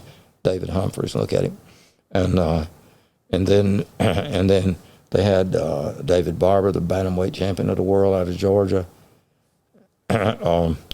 Anyway, and so I thought, well, I'm gonna just join up with them, and so I did. Make a long story short, and then we had a lot of success with that special forces. We had a lot of success, but it seemed like we'd get so high, and then those guys would pick up where it was left off. And yeah. So we did, and we all had some really big years. 1986, and there was a big fight in '86 for me, and then somebody in Tacoma, Washington, got caught with something they shouldn't have, some drugs that they shouldn't have had, and they kicked him out in the fight he was supposed to have coming up. Well, I took that fight because if you didn't get knocked out or any damages, because there were rules that you couldn't do this if this. Yeah. And so I took that fight, and it was super light heavyweight world champion. And, wow. And then so we had some super fights, and then and my sidekick, for lack of a better word, was David Humphreys. So David and I got to go do these fights together, and the people in Oklahoma can look and see David when he come to Oklahoma up there. That was a super fight, and one of them they actually fought to a draw, and then which allowed the other guy to fight for the world title. Then, and he happened to be David, and David won. So there's some good stuff out there with looking under David Humphreys and all that. If you like to see the real deal and not any kind of made up anything, it's not nothing made up about it. But so David and Robert and I went to Stouffer's Inn on the Square in Cleveland, Ohio, and then we were to meet and partner up with I don't know if you ever heard of Benny the Jet Urquidez. Benny was a big star in Bruce Lee and Force of One and all this and all that. He was actually a star in his own movie, and Jerry Trumbull. Have you ever heard of Jerry Trumbull? Yeah. Golden Hair Trumbull. Well, Jerry was out of our training style. I almost forgot about that, man. Jerry Trumbull, and Jerry was the star in a Force of One or a Force of Three. He's the golden-haired fella, and him and David looked like twins. And I don't know how they could look that much alike, but they sure did. And Jerry slept in the dojo right there on the sofa. And I don't know, I never did know if he had money or didn't, but you can look him up right now on the computer, Jerry Trumbull. And Jerry became a movie star, is what you can say. Mm-hmm. And Benny the Jet out of Texas was without question. He was in so much stuff. And I know he played co-star under a couple of the Bruce Lee and stuff like that in several movies. But anyway, so we met up there at Stouffer's Inn on the Square, and And during the time we was doing it, was all these balloons in a facility. It was under construction. And that's when they broke the record in the Guinness Book of World Records for the most balloons. And they got out on the runway, and they had to shut the airport down there in Cleveland because of those balloons for a little while. But we did that, and got to be around Benny, and he was really popular. And there was a time when kids were really into that kickboxing and karate and the Kung Fu days of Kung Fu, David Carradine, all those people. And we got to do stuff everywhere. And me and David fought in Tokyo, Japan. And I had David fought somebody from England, and I fought somebody from, I forgot where, one of the others on one of them posters there. And we went over there, and we were tied into Amway products, and Dexter Yeager. And Dexter, I never know how to explain this, but Dexter, if you look it up, is, if I understand, there's not an owner to Amway, but Dexter is the highest of whatever you can be. But he had control of their airplane, I can say it that way, to go to do that. Yeah. Had bladders in the wings, whatever that meant, and all that stuff. But so we went over and did that fight, and we got there that day, and when they said y'all boys need to get on over to so and so and do so and so. Okay, and the guy goes like, really? Need to get over and do that? Well, right, and he go like, what? What's the deal? I mean, what's the deal? The fight's in 3 hours. No, the fight's tomorrow. No, the fight's in 3 hours. Huh. Well, they got that time thing mixed up or something. So that fight was in 3 hours, and we still had the bad leg going on. But me and David won. We come on. We didn't care. We just got on back. David was country as animal, whatever, and he worked in the largest wreath company. Now, I'm probably saying this wrong, in the United States. And it was in North Carolina. And we went over to see David, and he had on this wreath, plastic apron from all the way down. And his job all day long, these artificial vines came out of the ceiling, and it pulled down to a saw that made this raw, and he had to pull it to cut it. So his job all day long was nothing but to pull. And these muscles right here were just unbelievable in his arm, and him, a 160-some pound guy. And you talking about he'd kill you. I saw some of these fights, if you watch him, his punches from here to just popped like a rifle, went off right there, and people couldn't take it. And just couldn't take it. And his shin kicks, David had a spur on his shins right here from whatever they kicked, and he kicked you so hard it'd make it. I had to hold this thing this thick for him at one of the things that I wasn't fighting it, and I could feel it so bad. I said, "You can figure it out. I ain't doing it." So get his Stofers in on square, and I'll end that story. So they did the weigh-in that morning, and David was a pound over than ever before, but it took him all day to lose a pound because he was in such good shape. The guy come from another country. He was ranked number 1. David was ranked number 5 at that time, whatever. And so they get in the ring, and this was a Budweiser sanctioned event in there, and it was really big, and the stairs come down in a giant form out onto the thing. There were several professional boxers that you'd recognize their name, and boxers, and so when it come to David's time to go in right there, David kicked that boy a shin kick, and it just seemed like things stopped, and the boy's hands are doing this, and Robert's over here, and Robert's saying, "David, kick him again, kick his legs under the bleachers. Gerald, get a broom and sweep it back out after it's over." And David turns around to Robert, and he goes, "Like that, and you don't do that." And it's just in slow motion, and Robert and David kicks the boy again, and they took him out. 4 men had to take him in, and it broke his leg. Oh. So it was broke already. And that they barred that referee from ever being back again because he should have called that, But anyways, that's the only thing bad I ever seen. I mean, bad, but you know what? And I wished I'd ever known, it's one of the big boxer names, wife stood up, and because everything went silent, death, and she stood up and she said, "Y'all saw this. this was nothing but a competition. It just things like this happen.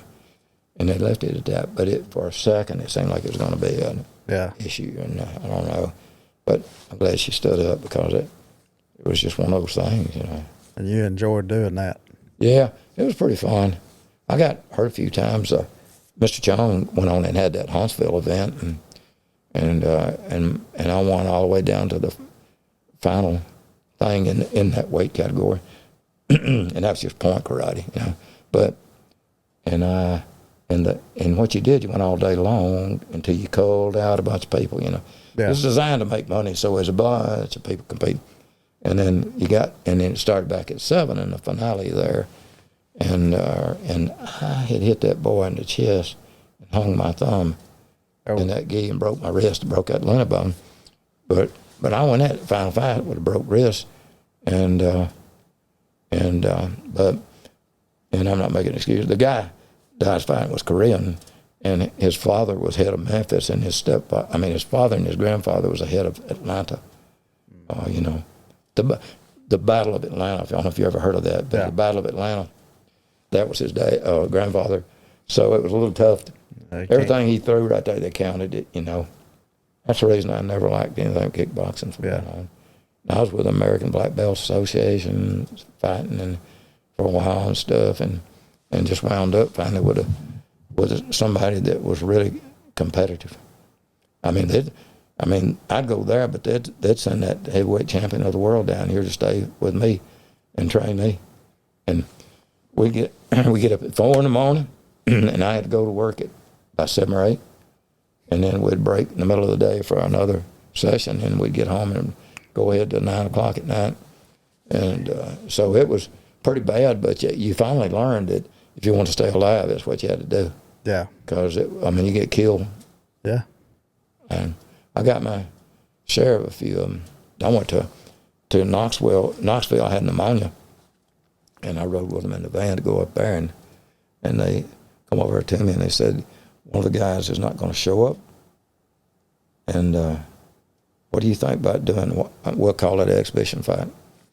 And I had pneumonia, but that referee said, well, I'll watch you. Watch me?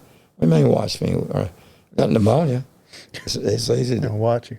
Yeah, and so I did. So right before I had to go in there, they said, "Well, the guy showed up." Well, that's great. And so I found out it was the heavyweight Georgia heavyweight champion at the time. So I'm glad I didn't have to do it. And so then they said, "There's another guy that didn't show up right there. You know, just go ahead and do it." And yeah. Might as well, that other. I got out of that one. That was a pretty good deal. It was Georgia super heavyweight champion. He weighed whatever it was, 230 and above. But we just got out there, and they could hear me breathing like a rundown racehorse, so they stopped it. I was glad, you know. Quite a life you had, man. But it was fun.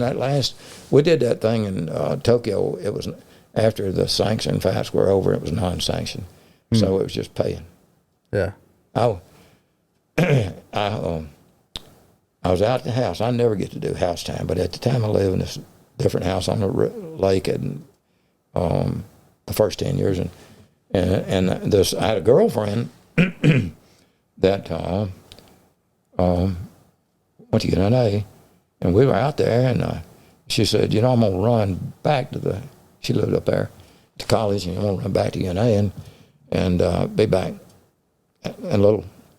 Okay, and I got a phone call, and it said, what do you think about coming to New Orleans and doing this fight tonight? Guy can't make it. And they said, we'll give $15,000. And they said, we'll send an airplane up there to get you, and we'll take you back immediately. Well, the immediately part was we were leaving for a vacation and somewhere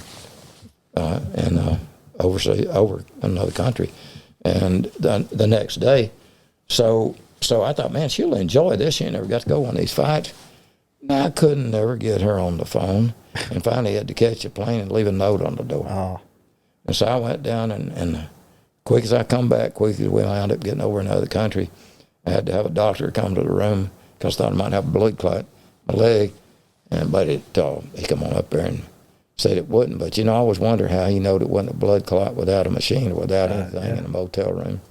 Yeah, how could he? Because, a friend of mine, I was about 1 year into this really friend thing, and he didn't call me every night, but he'd call me a lot at night, and we'd talk and just had a good time about stuff. And then I'd picked up on the booking and stuff right there, just all that, and it was Darrell Singletary. Oh, I loved him. Yeah, and he would have them kids hanging off of him, all them children, and trying to talk to them kids, and he just talked. And I say, "You got your hands full, don't you, Darrell?" "Yeah." And he didn't let it bother him, but he was, and he, when he get off the phone, he'd say, "Country out," every time. What a singer he was. Yeah. And what a person. I knowed he had that leg problem. Yeah. There. I mean, when it started hurting, my wife at the time was a doctor, Patricia Miller. She was an OBGYN, but she was a genius too at that. And I called her. She said, "You tell him to get to the doctor. Go to the doctor and have that looked at now, because it had been hurting." She said, "You need to tell him. Go call him and tell him." And I called and didn't answer the phone. And then he died. But, I liked his music so good. And that, what that was, All American or something, that thing that he did with Rhonda Benson. Oh, yeah. Right there at that particular time frame, wasn't it in there? And I liked that song. I thought that was going to be a biggie. But it happened at the end of all that. They did a lot of good duets. All them old, after the fire's gone and all that. Really good, wasn't he? I mean, good. And I don't know, it's just one of them timely things that just wasn't meant to be. But what I like to do is have somebody, here's exactly this, here, I'm going to say it just like it is. I got enough money to do anything I want to. I don't need to take somebody on to waste my time. Right. I don't need to take somebody on for them to, you hear the old thing that people, you used to hear it all the time. The manager took the money and run. Yeah. All that scenario. I don't need to take anybody's money to do anything. I've been in charge of national banks. I've been in charge of this, and this place has had, this place here had places in Texas and Louisiana and Oklahoma, this place. We had 22 other stores. I mean, so I know how to do stuff. I know how to make money. Yeah. But I don't need somebody's money. But I do it. To me, it's like playing Monopoly. I want to get to the next phase.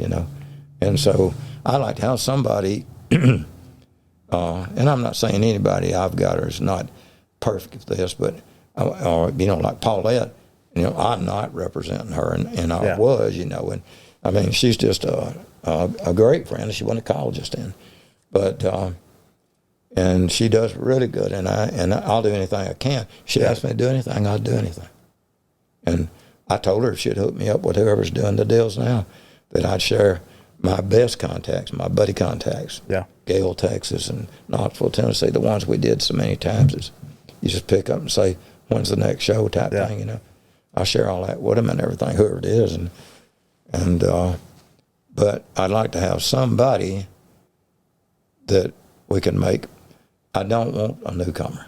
Yeah. I've done the newcomer thing 4 or 5 times, and everyone disappointed me, and either drug addicts and I'm not interested in any drug addicts, and I'm not going to fool with them. I quit the last one the day I found it out, and I already had a bunch of money in it, and I just let it go at that. And we had an unfortunate, in case they get to hear it though. I had a group out of Florida. It was a guy and his wife and her daughter. And ain't no telling how many shows we did at Blake Shelton's in Nashville. I'm talking about in the multiples and stuff. And they were so good. And I really thought we really had it won here with a 3. There's room out there for duos or duets and stuff out there in the country music industry, Yeah. I mean, if it wouldn't be, who won this time, Brooks and Dunn? Yeah. Why would they keep winning? They're great. That's one reason I love.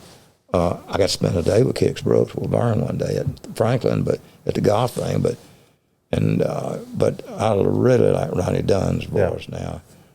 And but you know, it's time for somebody else to win, and when there's nobody out there that can. Yeah. So there's openings for people. I'd like to have just an individual, but I don't want anybody new, any newcomer.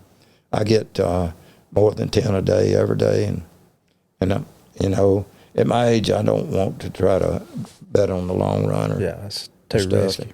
And I've been to, I know Nashville, and I know that you got to know the people. Yeah. And it's, I mean, you may have somebody wonderful, but somebody that's in one of those, Sony or somebody, and I won't say Sony singling them out, but any single body that's got to pull, they're going to put the money where the profit. It's their profit. They're going to just make a business deal out themselves, and they're not going to want somebody Gerald Murray's got that might be as good as their guy, but they're going to do their guy. It's just how it is. That's how it is. Just like the songwriting business right there. When I was in the studio, we get on the phone, call over at 17 grand. There you go. 17 grand studio. We're fixing to do this and got this. Y'all got anything? You know? And then the days of Wild Bill going up, knocking on the door gets nuked on account of that kind of stuff. You know? Yeah. Them days are long gone. Yeah, long gone. Man, I've enjoyed this. Well, I have too. And we appreciate y'all tuning in once again with us. We'll see you next time.